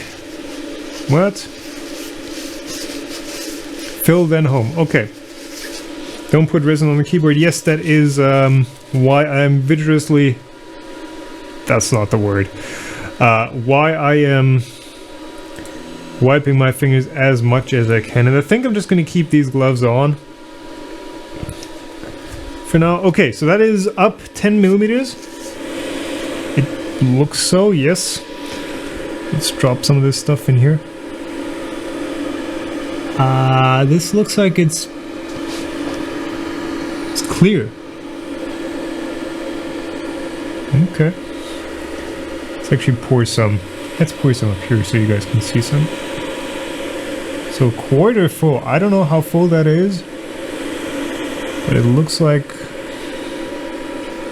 yeah, we do have a nice coverage on the bottom there. Home, lift, pour, lower. Okay, so it is lifted, so we did it right. Yay! Then we grab another paper towel and wipe off our gloves again. I don't want to get resin everywhere. That's sort of my idea here.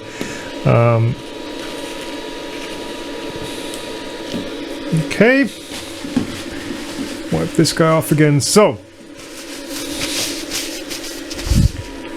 we're quite I have no idea how full this is. It's probably half the bottle. Let's put some extra in there. Suck a syringe. Let's put some more in here.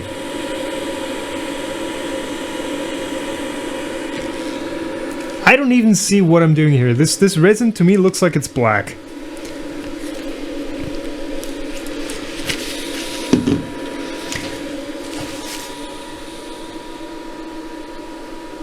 There we go. So now lower the entire thing. This printer is $4.99. Yes, it is $4.99 if you add in tax on imports, etc. It's like $3.49 from WANHAO on AliExpress. The link is in the video description. That is an affiliate link. If you use it, I'd much appreciate it. 2, 3, 4, 5, 6, 7, 8, 9, 10. It is $3.49 roughly on AliExpress on the official WANHAO store, and that is not including shipping, so it's like another 110 or 150 depending on which shipping service you use to ship, plus import. So that works out to roughly $500 for the thing. Poke your finger in there, yeah. Great advice. Okay, I believe we are ready to print. So let's see. We are filled up with resin. We have the build plate level. We've got everything cleaned out. We have the software configured. Switch on the screen at the front of the machine. What? Switch on the screen at the... Switch... What? Once the print, press play. Once the print has finished, the machine will show... The machine will... This thing doesn't have an LCD screen. Well, it has... Haha. Well, it does have an LCD screen, but it doesn't have the type of LCD screen that shows me anything. So I'm not sure where I'm supposed to turn on the screen because there is no buttons here. I believe that refers to the older power button on the front, but we do have the machine on. Let's see. Print. Resin, home again first. We do have resin everywhere, at least in the vat. Okay. I believe no LCD. Yeah, I believe we are good to go. Cleaning and finishing the product. Let's see. Let's go. 3D view. Slice view. That still looks like. Yep, that looks like a proper dragon print. Print, I guess. We are just one more time. We go control home just to make sure it is all the way down. That looks good. So go.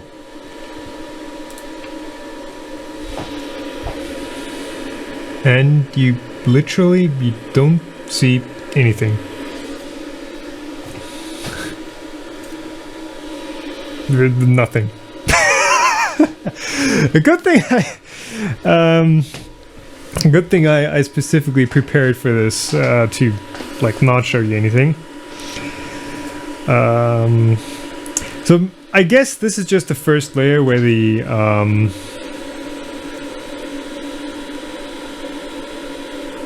switch to manual focus. I don't want to shine the focus light in there.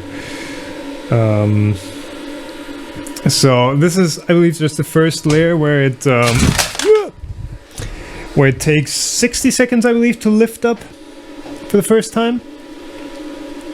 We could use a bit more exposure there. Cover, put the cover. No cover. Do we need the cover to start?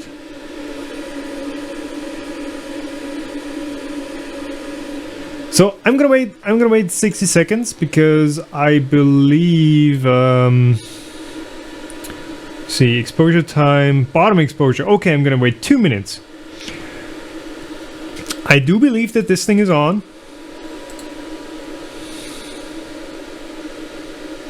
It's just that it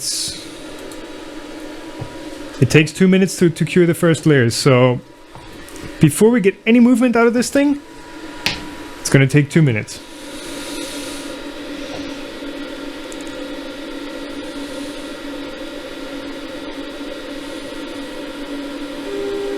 There we go.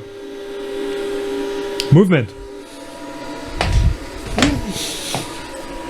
That just moved up and back down. So we are printing. We are in business. So by the way, low frame rate. Sorry, up the exposure.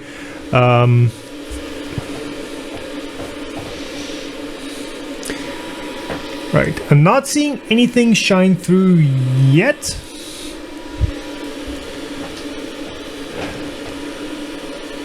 But it is definitely printing. So right about now we should see the next layer, maybe? Because these layers are 20 seconds each. Is the software complaining about anything? Nope. 1.98% completed. We do get a... So software-wise, we do get a ticker up here. Elapsed 244. Okay, so it's... So what's happening is we have 4 bottom layers. So it's doing 4 110-second cures. So the first one was at 1 minute and 50. The second one is going to be at 3 minutes and 40. And so on. And after that, it's going to use the 20-second exposure time. So that is going to take a while with 311. So it's not doing the faster layers yet. You can mouse over the screen on your toolbar to see what's going on. Just don't maximize it. Ah, you're right. You're right. That is an interesting point. If you do the ooh. Don't hover because that's gonna... Okay, don't hover.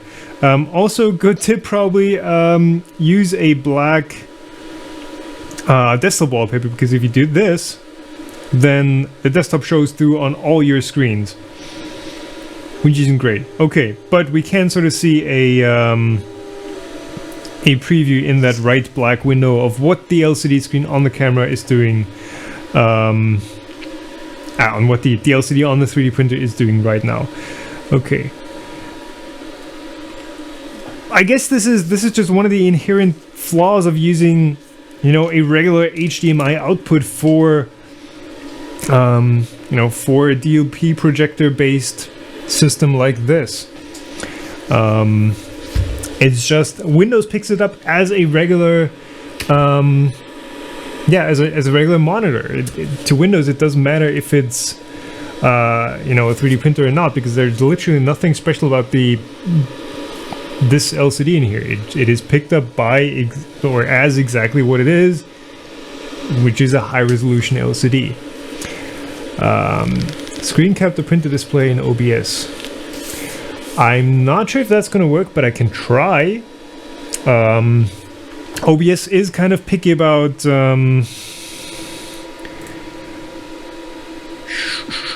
screen capture. OBS is kind of picky about which screens it can capture.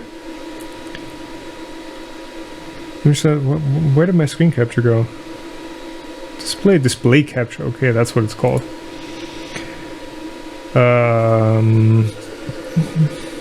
DLP.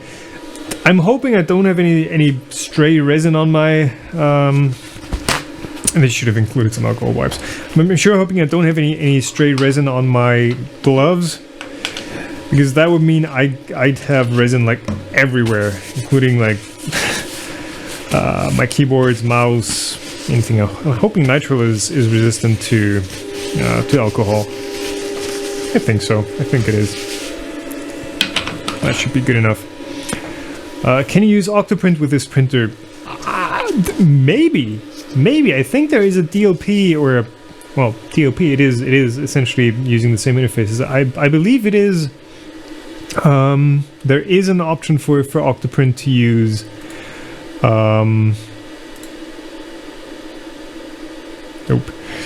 to use an output like that, but... Ooh, buffering, okay. Oh no, didn't want that. To use an output like that, but I've not used it. I think it might work. Is the main camera stuttering? Yes, it is, because I did drop it down to a longer exposure time, so we're getting less frames per second, just to get that resolution. Wait, that resolution, that brightness going.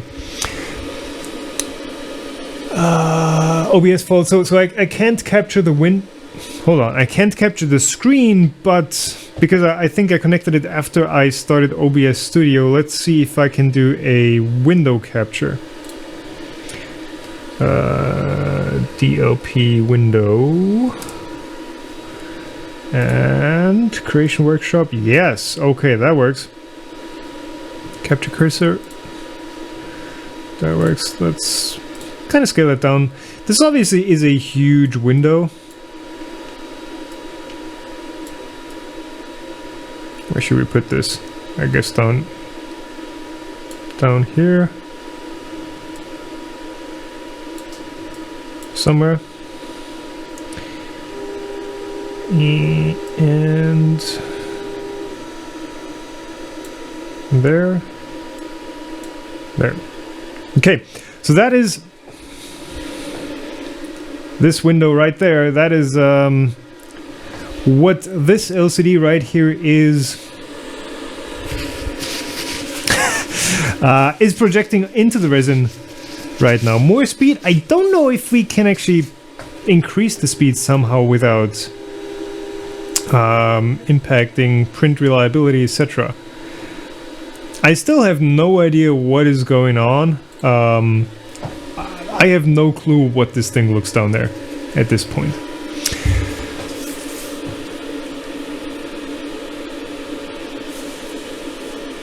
Nano DLP, okay. So yeah, I guess now we wait. Look at how much it wobbles. Yes, I did note that earlier. It does have sort of a tilting motion as it moves up and down. I'm guessing that is an issue with the Z-axis threaded or spindle threaded rod, or the coupling. So that wobble, yes, I don't think that is normal. I don't think that is healthy for the print. Yeah, Galactic 3D is asking why his prints are curling on top of the model. Probably printing too hot. So what it is printing right now is, let's just head back into what we configured this for. So we do have the frog tilted backwards 45 degrees as suggested by chat, by you guys. And it is printing all these support studs on the bottom. So we don't have anything of the real frog yet. I think we might be getting like the bottom of its legs in a second. But for the most part, it will be printing these studs for a while. And yeah. It may wobble when moving, but exposure only when platform is stationary. Yes, but the thing is, if it wobbles, it means those positions where it is stationary are also going to be like tilted back and forth as it moves up. So yeah.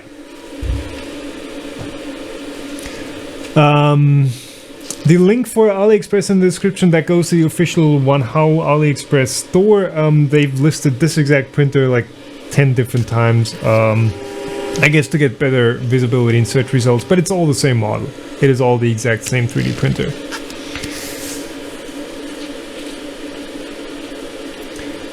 So the SLA is saying the base isn't supposed to rise flat, it's supposed to tilt slightly to spread the resin. Partially correct. In this case, so that there are a few printers that actually lever up the platform to detach the model from the base right there. But I have resin on my lips.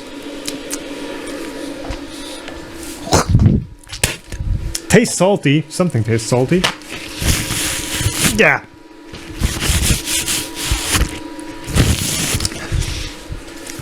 Okay.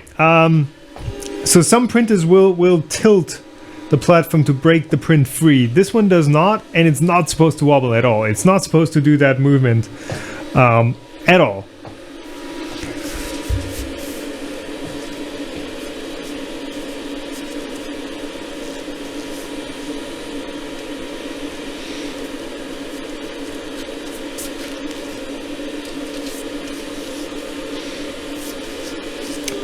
I don't see anything down here. This is about 5 times as bright as I have it here with my bare eyes. Of course, the screen right there is pretty bright. So yeah, I don't really see what I'm doing or where I'm getting resin. I mean, this is just, you know, from China. It should be fine, right? So far, I'm still not seeing any light shine through. I'm hoping it's on. I can't tell. It would be nice if there was like some sort of an just some indicator LED that goes, yeah, okay, your light is on. There is a bright blue LED on the end stop here, in the back. Which if yeah, you can, this is the overhead webcam, it's struggling to hold on, but this is the inside of the printer right here. I don't want to move it. But right here, that's the printer. And there's a bright blue LED on the end stop. I'm not sure how good that is for the resin. If this is inside the enclosure, if you want it dark in there, not sure how much this is going to cure the resin while the entire thing is enclosed. The problem is it is UV sensitive resin, but it's not just going to be sensitive to UV light specifically. The closer your light source is to UV, the more it's going to cure it. So a blue LED has a much higher chance of curing the resin than a red or orange or whatever color LED. So not sure about that choice. Of course, blue looks cool, but it is inside the build envelope. I do have too much resin in there. Maybe didn't see how much I was putting back on there, or how much I was putting in there. They said to fill it like a quarter of the way up. I filled it at least a quarter of the way up. I don't know. Let's see.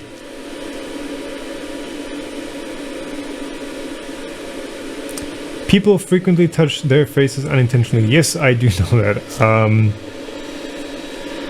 I did wash them with alcohol, but let's just take them off. So I also have an Amazon link to. Well, I am gonna need them in an hour or so.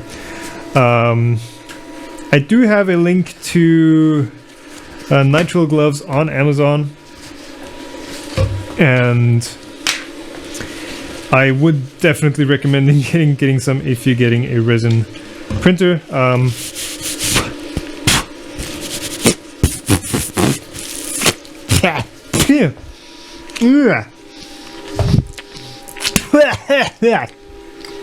That's a crap they put in denatured alcohol to make it undrinkable. Disgusting.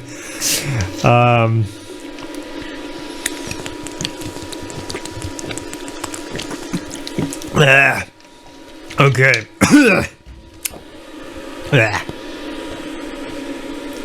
Is there resin on this cap? And that's exactly what what people say when they're saying, yeah, this is messy. I get it now. I get it now.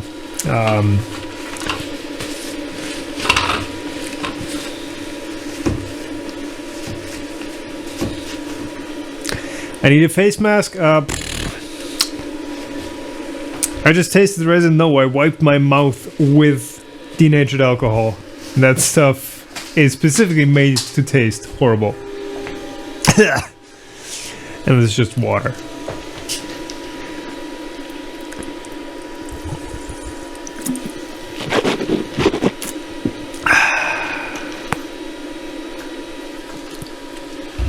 Okay.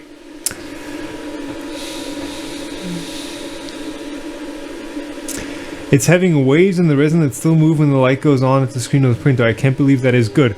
I don't think that matters at all, because the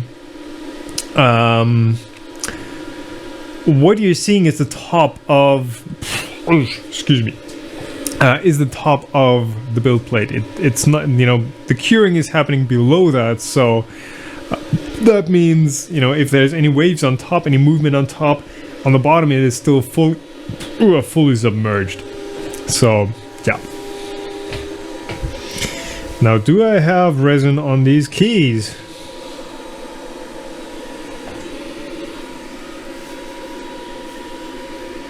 It does not appear so.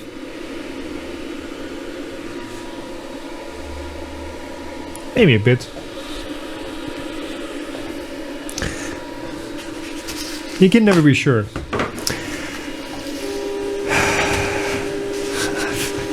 Your friend decided to do fire breathing with denatured alcohol at a party. I think that is a horrible idea, just for the record.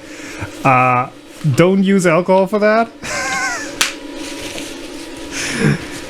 Usually, I think that they usually use some sort of oil, right? Lamp oil, which you then spray with your lips and make it flammable like that, and you don't just use a flammable liquid. So, yeah, at a party, I can understand why you do that. That's so stupid. Watching an FDM print is more satisfying. Yes, it is. If it is, you know, once it is further up, once we, or if we had a taller print where we'd actually be able to see below the print,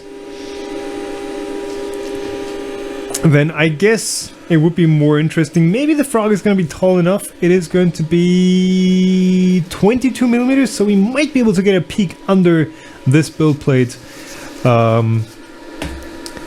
once the print progresses. So we are 18 minutes into the print. It's saying 13.05% completed. That's at the top right there. There's my mouse cursor right here. So yeah, it is progressing. And theoretically there should be like a tiny frog bit on the bottom right there. And we're going to wait for the print to fully finish. I'm just gonna keep it going. So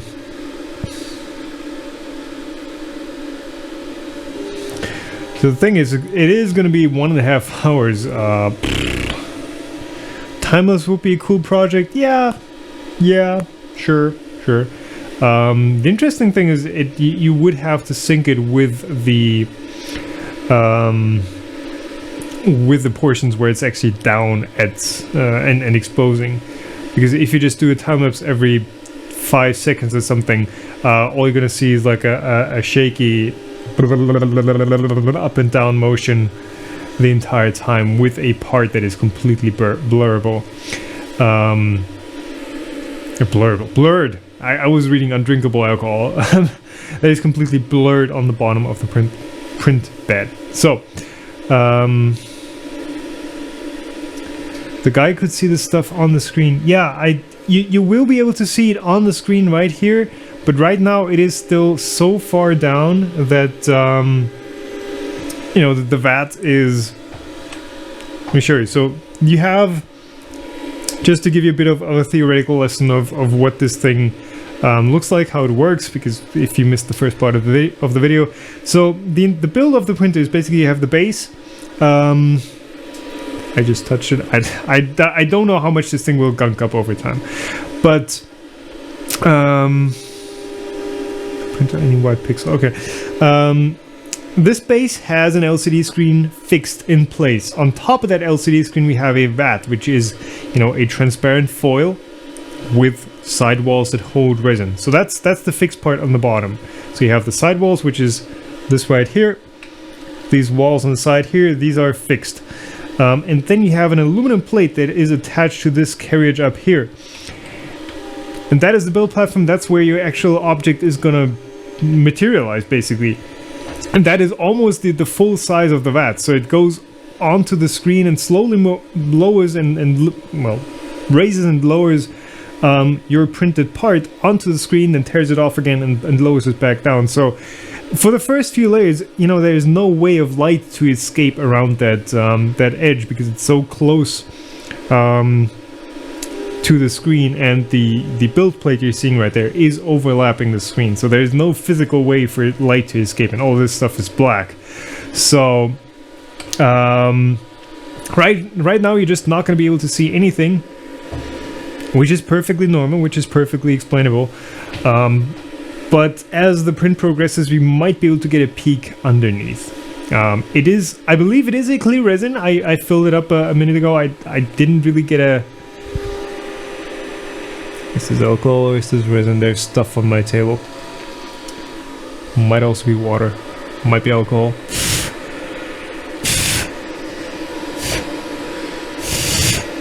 It's water. Okay. Worried a bit there. But yeah, in a minute you will see that you...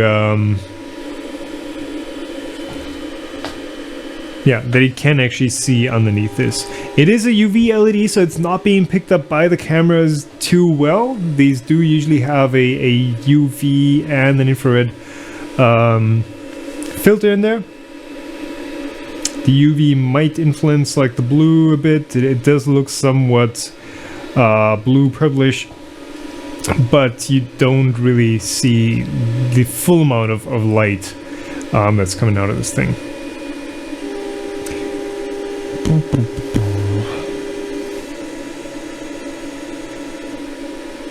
What is the benefit of this printer? It takes a long time. Yes. Resin is expensive and toxic. Yes. Advantage: it is super high resolution, and it prints theoretically, it prints perfectly clear. So, it has a resolution of 47 microns. Which is much higher than your 0.4 millimeter, so 400 micron nozzle size on a typical FDM 3D printer. So, yeah,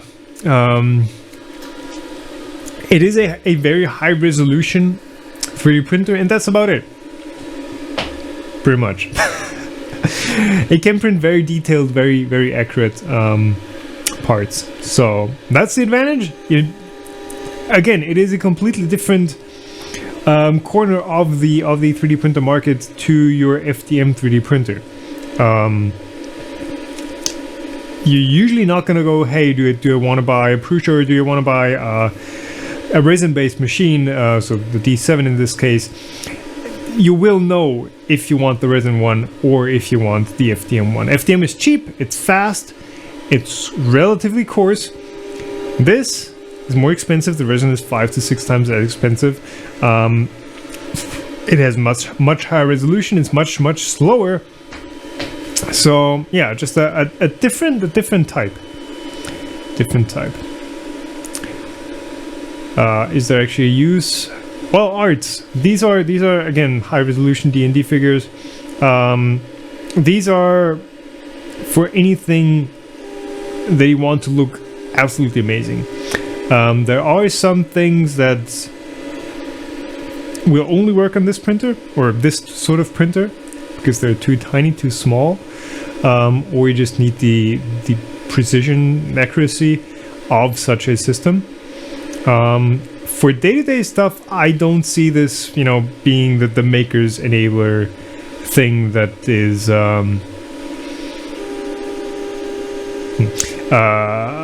that the FDM 3D printers are. You typically don't use as high resolution parts if you're just making stuff. If you're making like pocket watches, etc., restoring those, sure. But for anything else in an FDM machine, it's fine. Again, this is a special case application. It can be awesome if it works. It can enable a whole lot of new applications. But for the course of stuff, FDM is fine. O2 permeable membrane, I think someone has a patent on that. How does resin compare to PLA, PTG, etc. as far as solidity?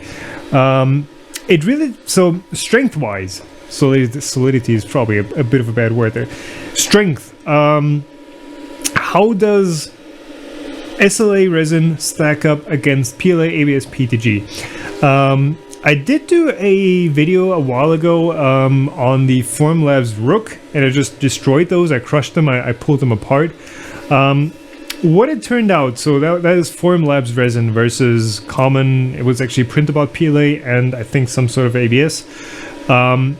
What the resin turned out to be good at was, it was surprisingly strong. Layer bonding, layer adhesion was perfect because, I mean, the layers completely fused together. It was actually very strong overall. The thing is, it also shattered extremely violently. So it's almost like a piece of glass. I did crush it in the vise. ABS just, compressed. PLA also, I think it cracked, but the Formlabs resin, it completely shattered. It exploded, basically. So it is a material that is more brittle than PLA or ABS. It can be very strong, and that is like the general trend. There are different types of resins. You can get some that cure to a flexible material. You can get some that are tougher, that supposedly are ABS-like. I think Formlabs makes one of those. And as Chad is pointing out, you can get resins that have all sorts of different properties. So, yeah. Casting resins for jewelry, exactly. Like if you want to make masters for jewelry casting, there are some great ones there. Yeah. I think there have been some experiments with adding particles, as Chad is moving too fast. Thomas Hermann is pointing out, adding particles to your resin. I think I've seen it with like metallic fill, like almost a brass or bronze fill type, like ColorFab makes. I'm not sure how well that works with the process. I don't think glass fiber would work that well because it's too coarse. Again, the resolution of this thing is 47 microns, so you would need particles that are smaller than that. I don't think you can do any glass fiber nanotubes. Yeah, sure, graphene. Add that stuff to everything. Gonna improve your life tenfold. But yeah, that may or may not work. And someone's pointing out this thing has no agitation. Yeah. Okay. Won't that be full of resin when it's done? So, post-processing. A lot of people are asking for how this thing is going to get post-processed. So once the print is done, what do you do to the part?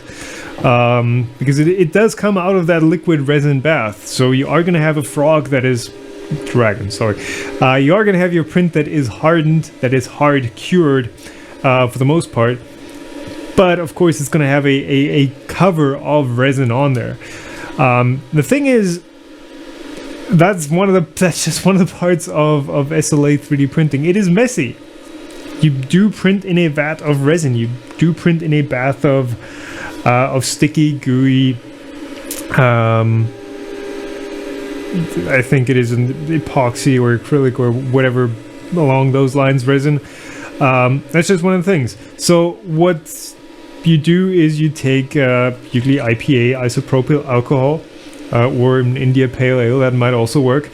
And you dunk your part into that and wash it off. So you wash off all the resin. And then the manual says you leave it under water. I'm not sure if that refers to water or the alcohol.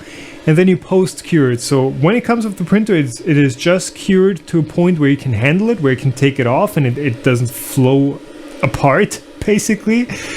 And then you put it in sunlight. That is what they're saying. You put it out in the sun and you let it cure for a few extra hours to get the part really solid and really fully cured, so you can handle it without gloves.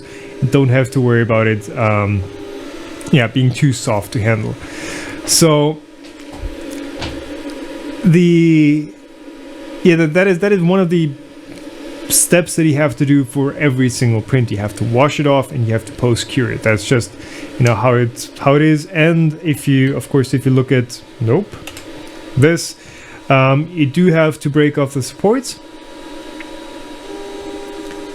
I believe that is after.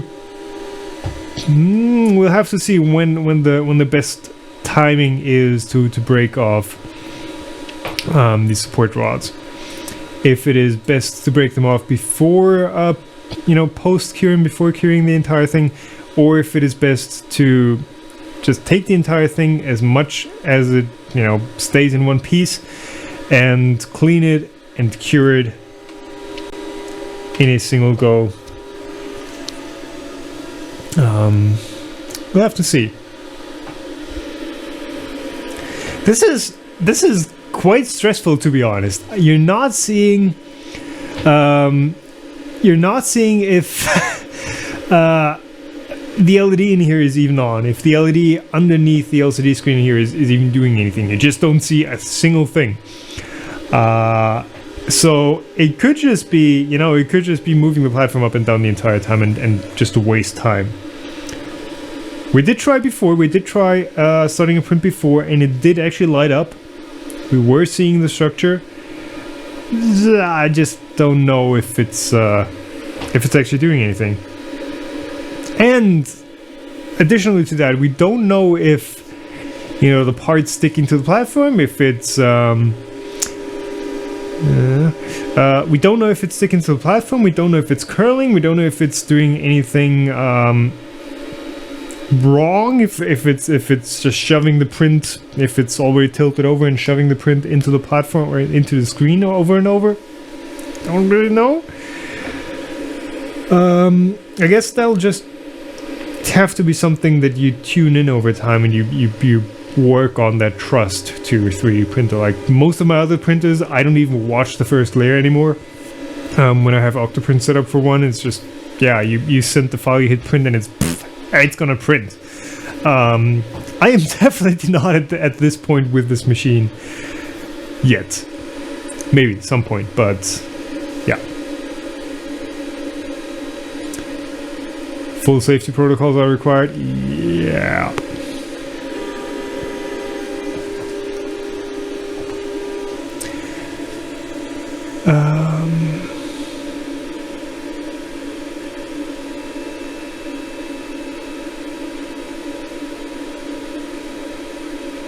20 seconds between layers is a long time. Yes, it is. It just depends on how much or how intense the light is that is coming up from your, that's always going to be up from your DLP projector, or in this case UV, LED and LCD screen.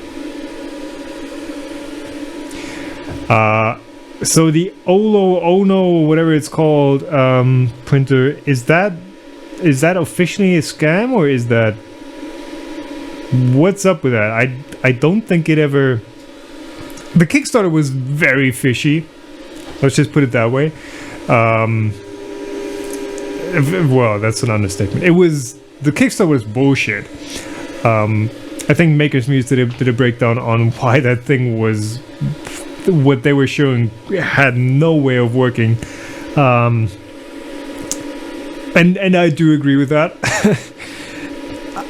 I did hear a few things that like it's finally starting to materialize and whatever, it's kind of working, but I don't know, they keep delaying shipping. Okay, bullshit.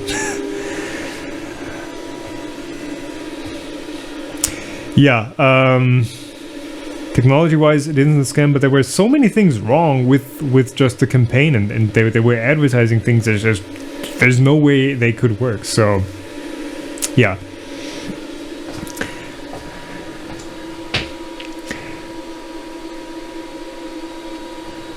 Yeah, I mean, Kickstarter, you know what you're getting into. What's the difference between denatured alcohol versus isopropyl alcohol? Denatured alcohol is ethanol plus a, what is it, bittering? Is that a word? Plus a something that keeps you from drinking it. IPA is just a different type of alcohol. It's a slightly different chemical makeup, and I think API tastes horrible out of the box. Not sure about that though.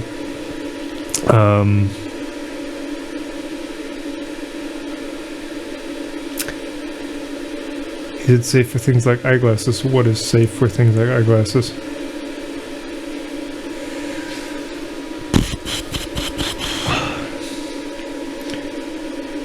What, the resin?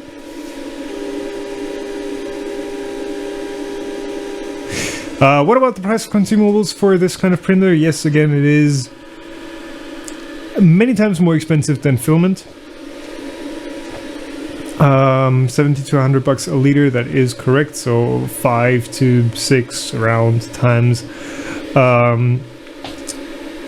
the cost of filament, at least, depending on what you get. I'm sure you can get some cheap stuff. I think the official WANHAO resin is around 70 to 80 bucks per liter. So it is more expensive than FDM. Let's just put it like that. It is definitely more expensive. However, looking at the print times, looking at how long the prints take, you're probably not going to print huge parts with it. Resin-based 3D printers really are meant for high detail, smaller models. This thing obviously can print relatively tall stuff. I mean, if you look at... Yeah, you can see that. Okay. If you look at how long the Z-axis is right here, the threaded rock goes, or the spindle goes all the way up to the top. So it does have like, yeah, a total of 200 millimeters roughly of build height that it can use. So there is a lot of height there, but obviously your build size is limited by how large your LCD is going to be in here, and that is, I believe, 5.3 inches would be my best guess. 40 bucks from WANHAO? That's not bad. Okay, I did see other prices somewhere then. Yeah, and the thing with resins right now is it's two things. First of all, resins for anything are expensive. That's just the way it is. If you get casting resins and that sort of stuff, they're not cheap either. But in this case, the special SLA resins, they are also just not that widely used. It's a supply and demand thing. If you go, 3D printing filament was a lot more expensive in the early days. It did cost a lot more than it does today, and quality has gotten a lot better. So as these printers get more users, as more people start buying consumables, I believe the price for consumables for the resin will also drop down as more competitors enter the market, as more stuff gets available for cheap from China, as your choices increase. There is a bit of a market right now.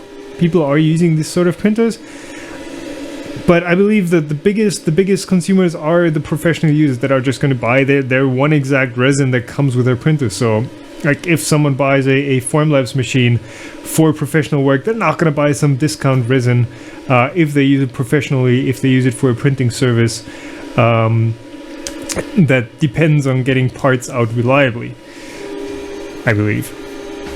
Might be wrong there, but yeah. Resin, that's just the way it is. Resins are more expensive currently.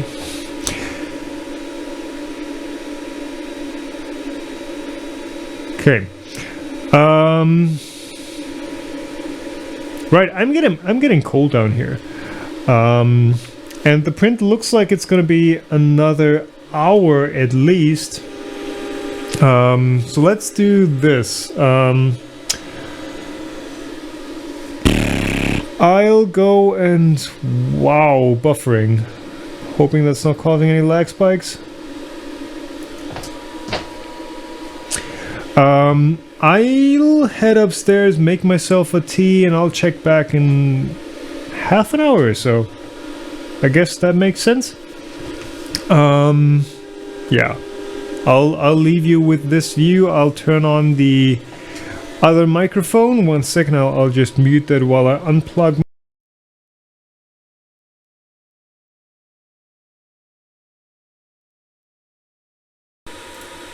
There we go. That's the audio from the Zoom H4 on the desk.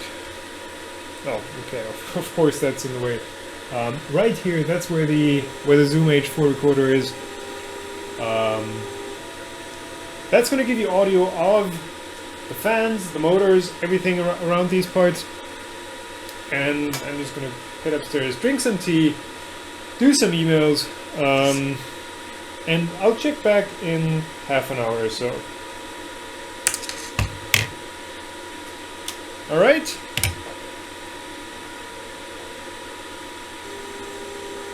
resin tea. Yeah, I'll head upstairs, turn on some light, and see if I have resin like smeared all over me. Okay, pizza. I can make some. I can make some frozen pizza. Anyways, see you again in half an hour. I'll keep the stream going. I'll watch from upstairs.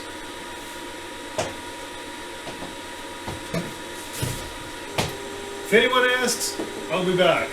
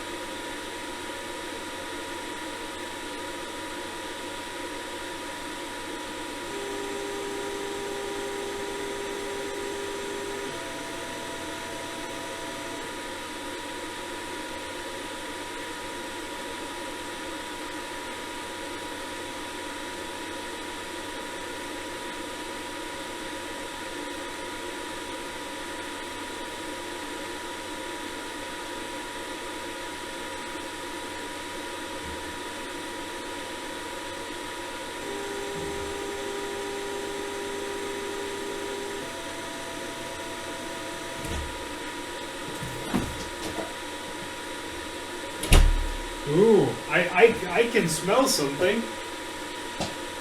Oh yeah, definitely. It smells like you took a... It smells like burnt resin, to be honest. It does not smell good.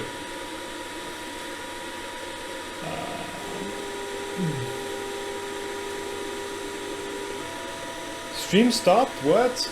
Oh yeah. I can see that. I can see that. I will need to lower the bitrate for the next stream. It is peaking over or past the upload speed that I get here. So let's see, what can we do here?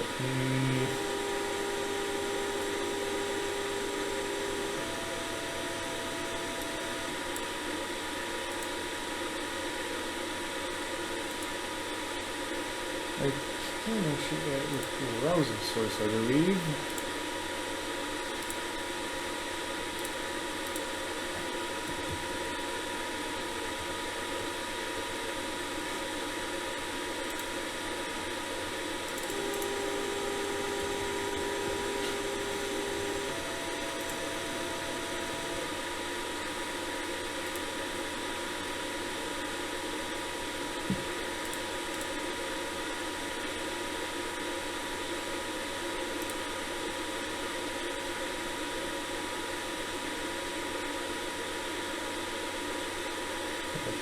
Should hide this.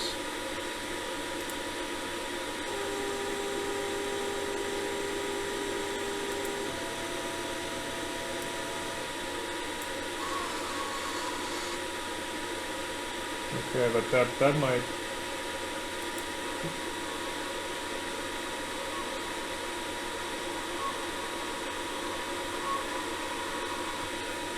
Mute this and.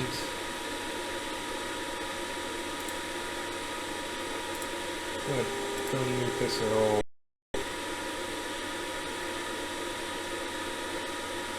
Nope, that was too much for OBS Studio.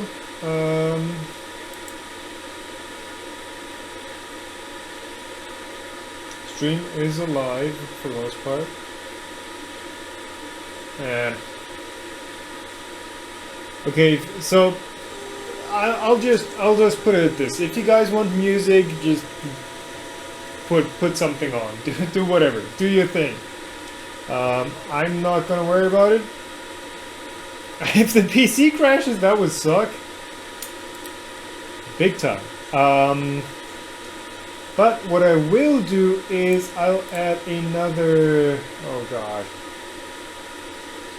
So this will need to be... I'll have to bodge this together live.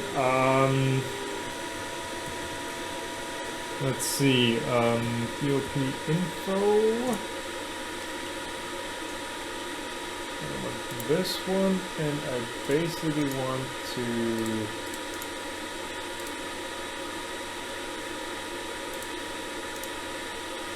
crop this green screen.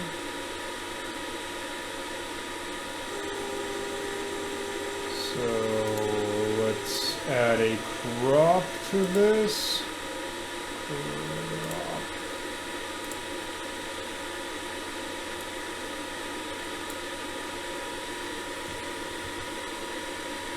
More.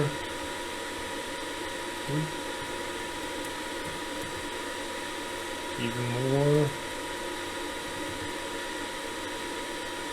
Yeah.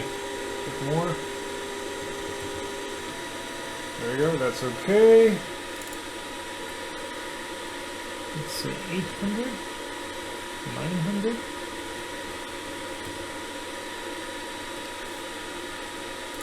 So let's go 5, 20.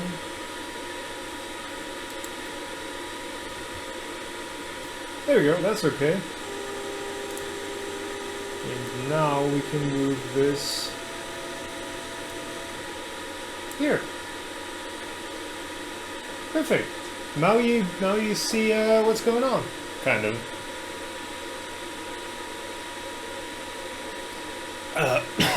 Hot tea. I am using OBS Studio. I don't think I've ever used Classic. I've always been using Studio. It is nice. It is nice. Is this my first SLA printer? Yes, it is. It is also my first WANHAO 3D printer.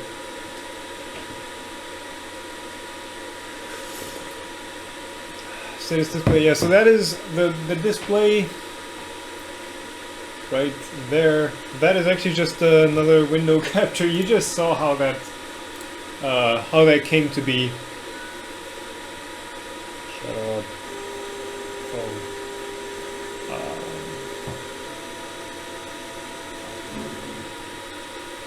I could crop it a bit nicer, but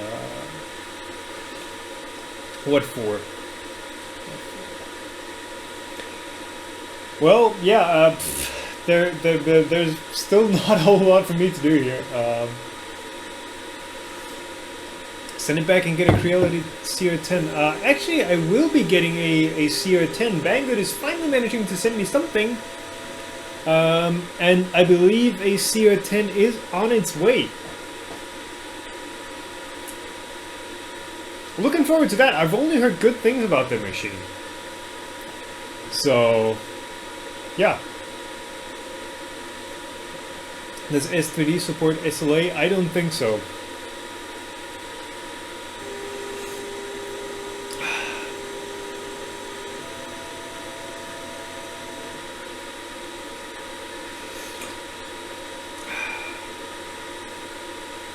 Yeah, OBS Studio is getting pretty awesome. It's always been a super nice piece of software. They are now supporting VST2 plugins for audio, so I could use like a full commercial denoiser plugin that I licensed from somewhere to OBS Studio and have a real nice denoiser going. Right now it supports noise gating, which sounds horrible, but you could add a full nice denoiser or any other audio plugin, which is pretty epic. If you don't know what VST2 is, don't worry about it. It's audio nerd stuff.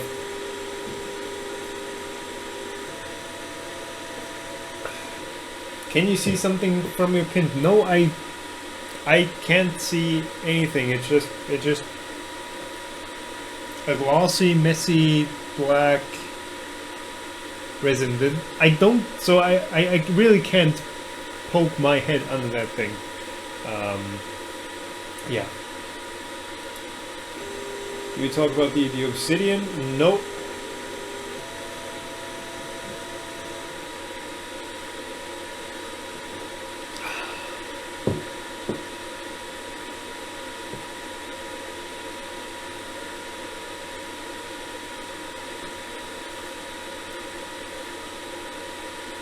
Somewhat salty.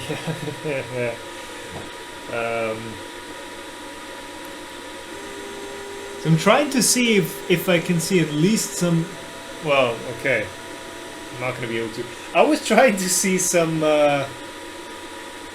light shining from out under there, but I got nothing. I'm not getting anything here.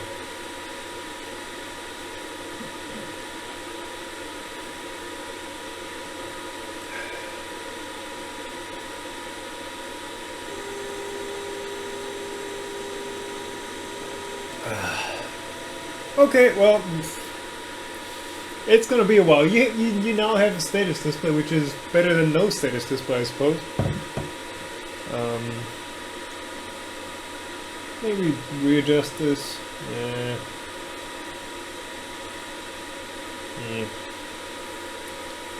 I don't think I can adjust the camera any differently.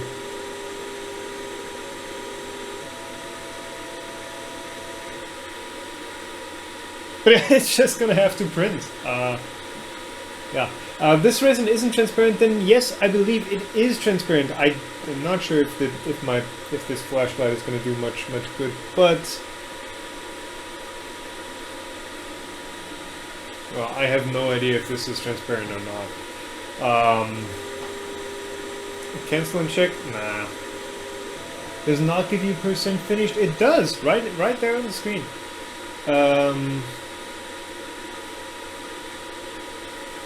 So yeah, the resin did look clear out of the bottle, but everything on this machine is black. So even if it is see-through, you are only going to get you know, the reflection of whatever is behind it. So you're going to get reflection off of a black metal part.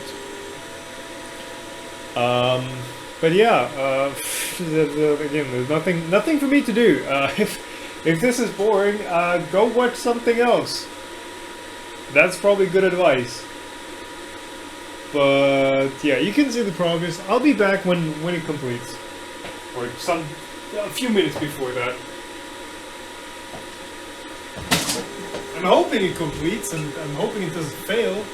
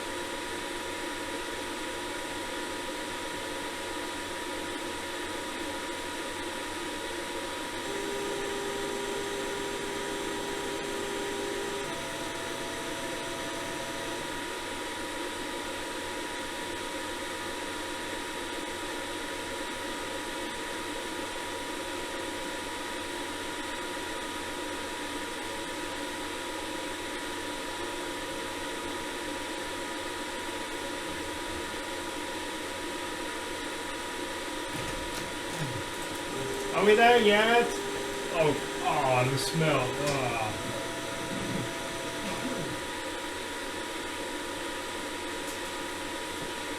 Oh god, the smell. It's like... Yeah.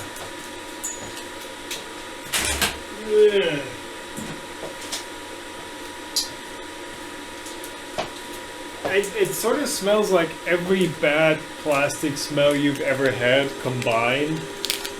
It's not really like you can't breathe in here, but it just... Yeah. It's almost like a burned plastic smell.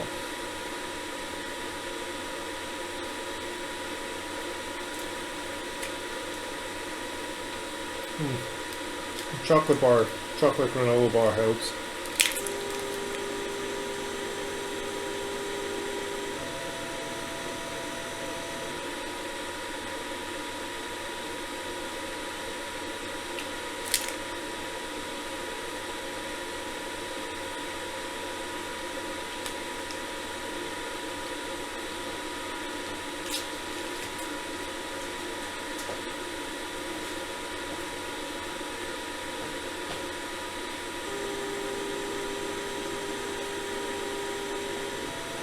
So in theory, this should...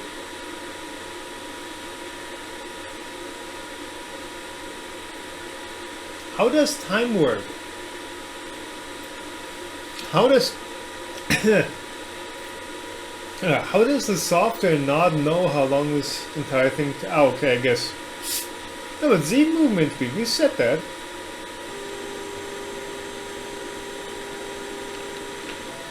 How can the print time estimate be wrong?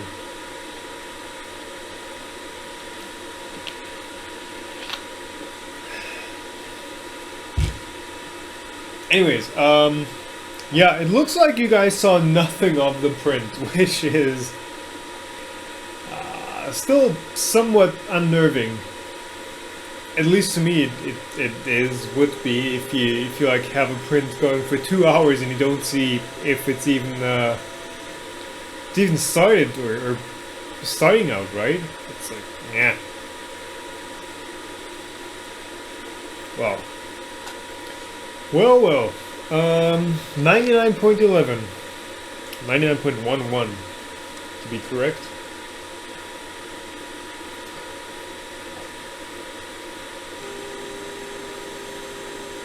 That's gonna be like 4 more layers or so. Does this thing come with a UV shield? Yes, it does. You can see it right here. That's a lid that goes over the entire printed and covers. It's just a solid black aluminum, steel, probably steel by the weight of it. Box that you or shroud that you plop over the thing. Let me mute you guys real quick.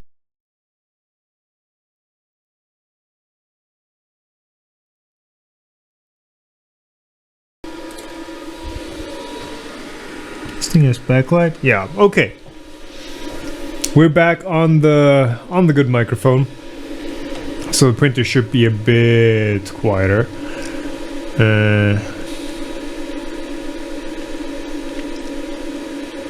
A micro inspection camera. So something that goes... Are we done? Oh, we are done! Oh, I was like, what? Why is it not moving anymore? Okay. I guess. Well, let's consult the manual. Let's just see what they say after a print.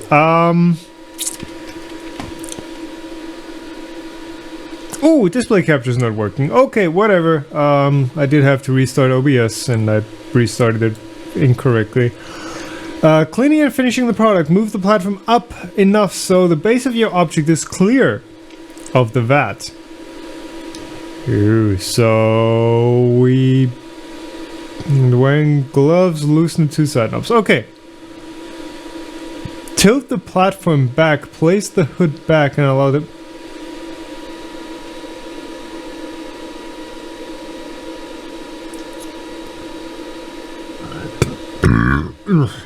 Excuse me. Okay, so what makes sense for me here is that I should raise this thing.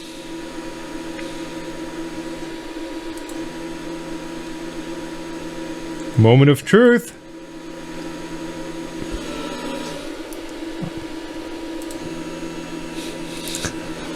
This is painfully slow. Oh God. Yeah, well, okay.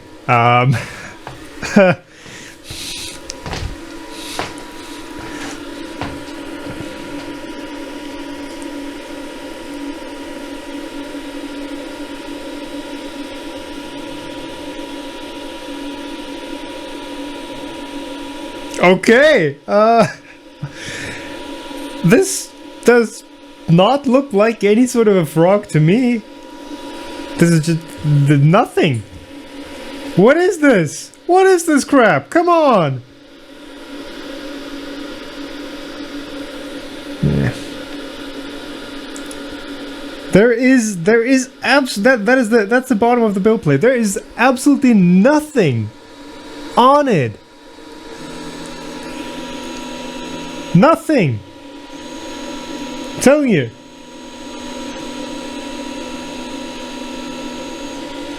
I mean, some of you guessed it already, but what the hell?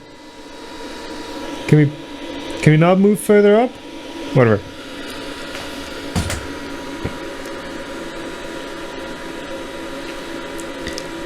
That's it. I mean, this is absolutely nothing.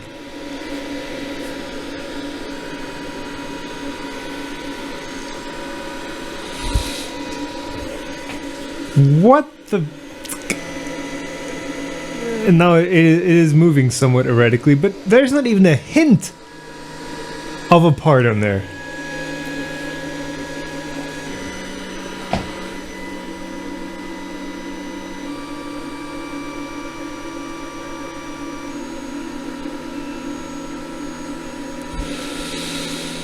Cover must be on. Oh, okay, so now it's... Okay, let's turn it off. It doesn't have an end stop on the top, apparently. It doesn't know how tall the machine is, so okay. Well then, let's see. I guess I can use my phone. That's an LED that shouldn't cure the resin too much.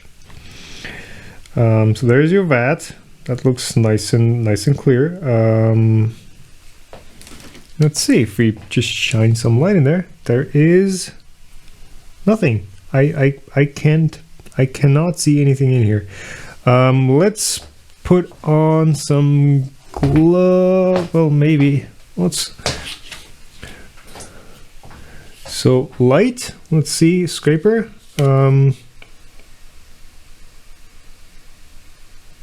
Nope. So it's not clear resin, it is black resin apparently.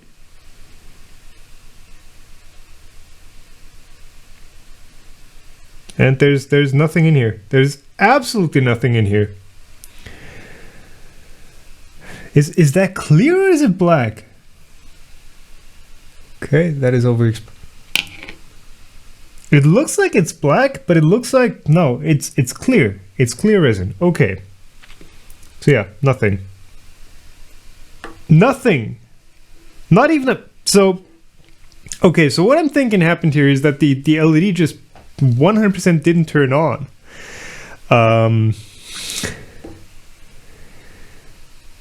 Wow. Okay. Well, good job, guys. You just wasted almost 2 hours watching nothing happening.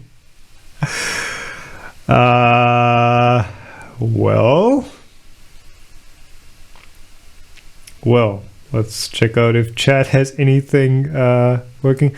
Was display working? I believe so. But there's no way to check. I mean, you can't really check it with the resin in here. Once you put the resin in here, you can't just dry run it. Well, this is going anything but well. It's not a paper towel. Okay. I guess I'll try again tomorrow. There's like, I'll put the lid on this thing, and that's gonna be it for today, at least, or I guess at least for the week. Does that go down all the way? Yeah, kind of. Okay. Well then, the master of anticlimactic endings.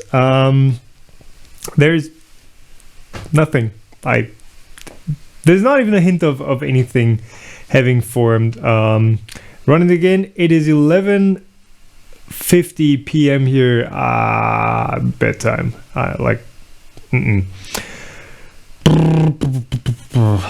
Okay. Yeah, the invisible frog. Dragon. It's a myth. Use a different HDMI. So if you go back, just to clear my name here, if you go back in the stream and you check the beginning of the setup where we like assemble it and put the before we even put the platform in there, I did try the display. I did turn it on, and we did see how it is projecting up, or it's not projecting, how the light is shining through. I think YouTube might not be able to show you that instant replay right now, but in the recording you are going to see that we did try that. We did have an image on here. It was working perfectly. Now though, it was not. So we changed nothing between when we tested it, or when I tested it, it's just me, and you guys in chat. There was nothing changed between when I tested the display and when I tried to print something. So I am not exactly sure what's happening here. I needed to reslice. I don't think so. We were getting the images on the screen. What you saw in as the feed, like in this area down here, that was what was actually going out to the printer. That was what the printer got as a display. So I am very confident that the LCD was working. I just think that the LED didn't turn on. Whatever. Okay. Right. I need a higher end power supply. I shouldn't need a higher end power supply. This is the 1.4. This should have all the fixes. Anyways, it sucks. Not the only thing that sucks, but well, thanks for sticking around, guys and girls. I have nothing more to say. This has been a pretty hard failure.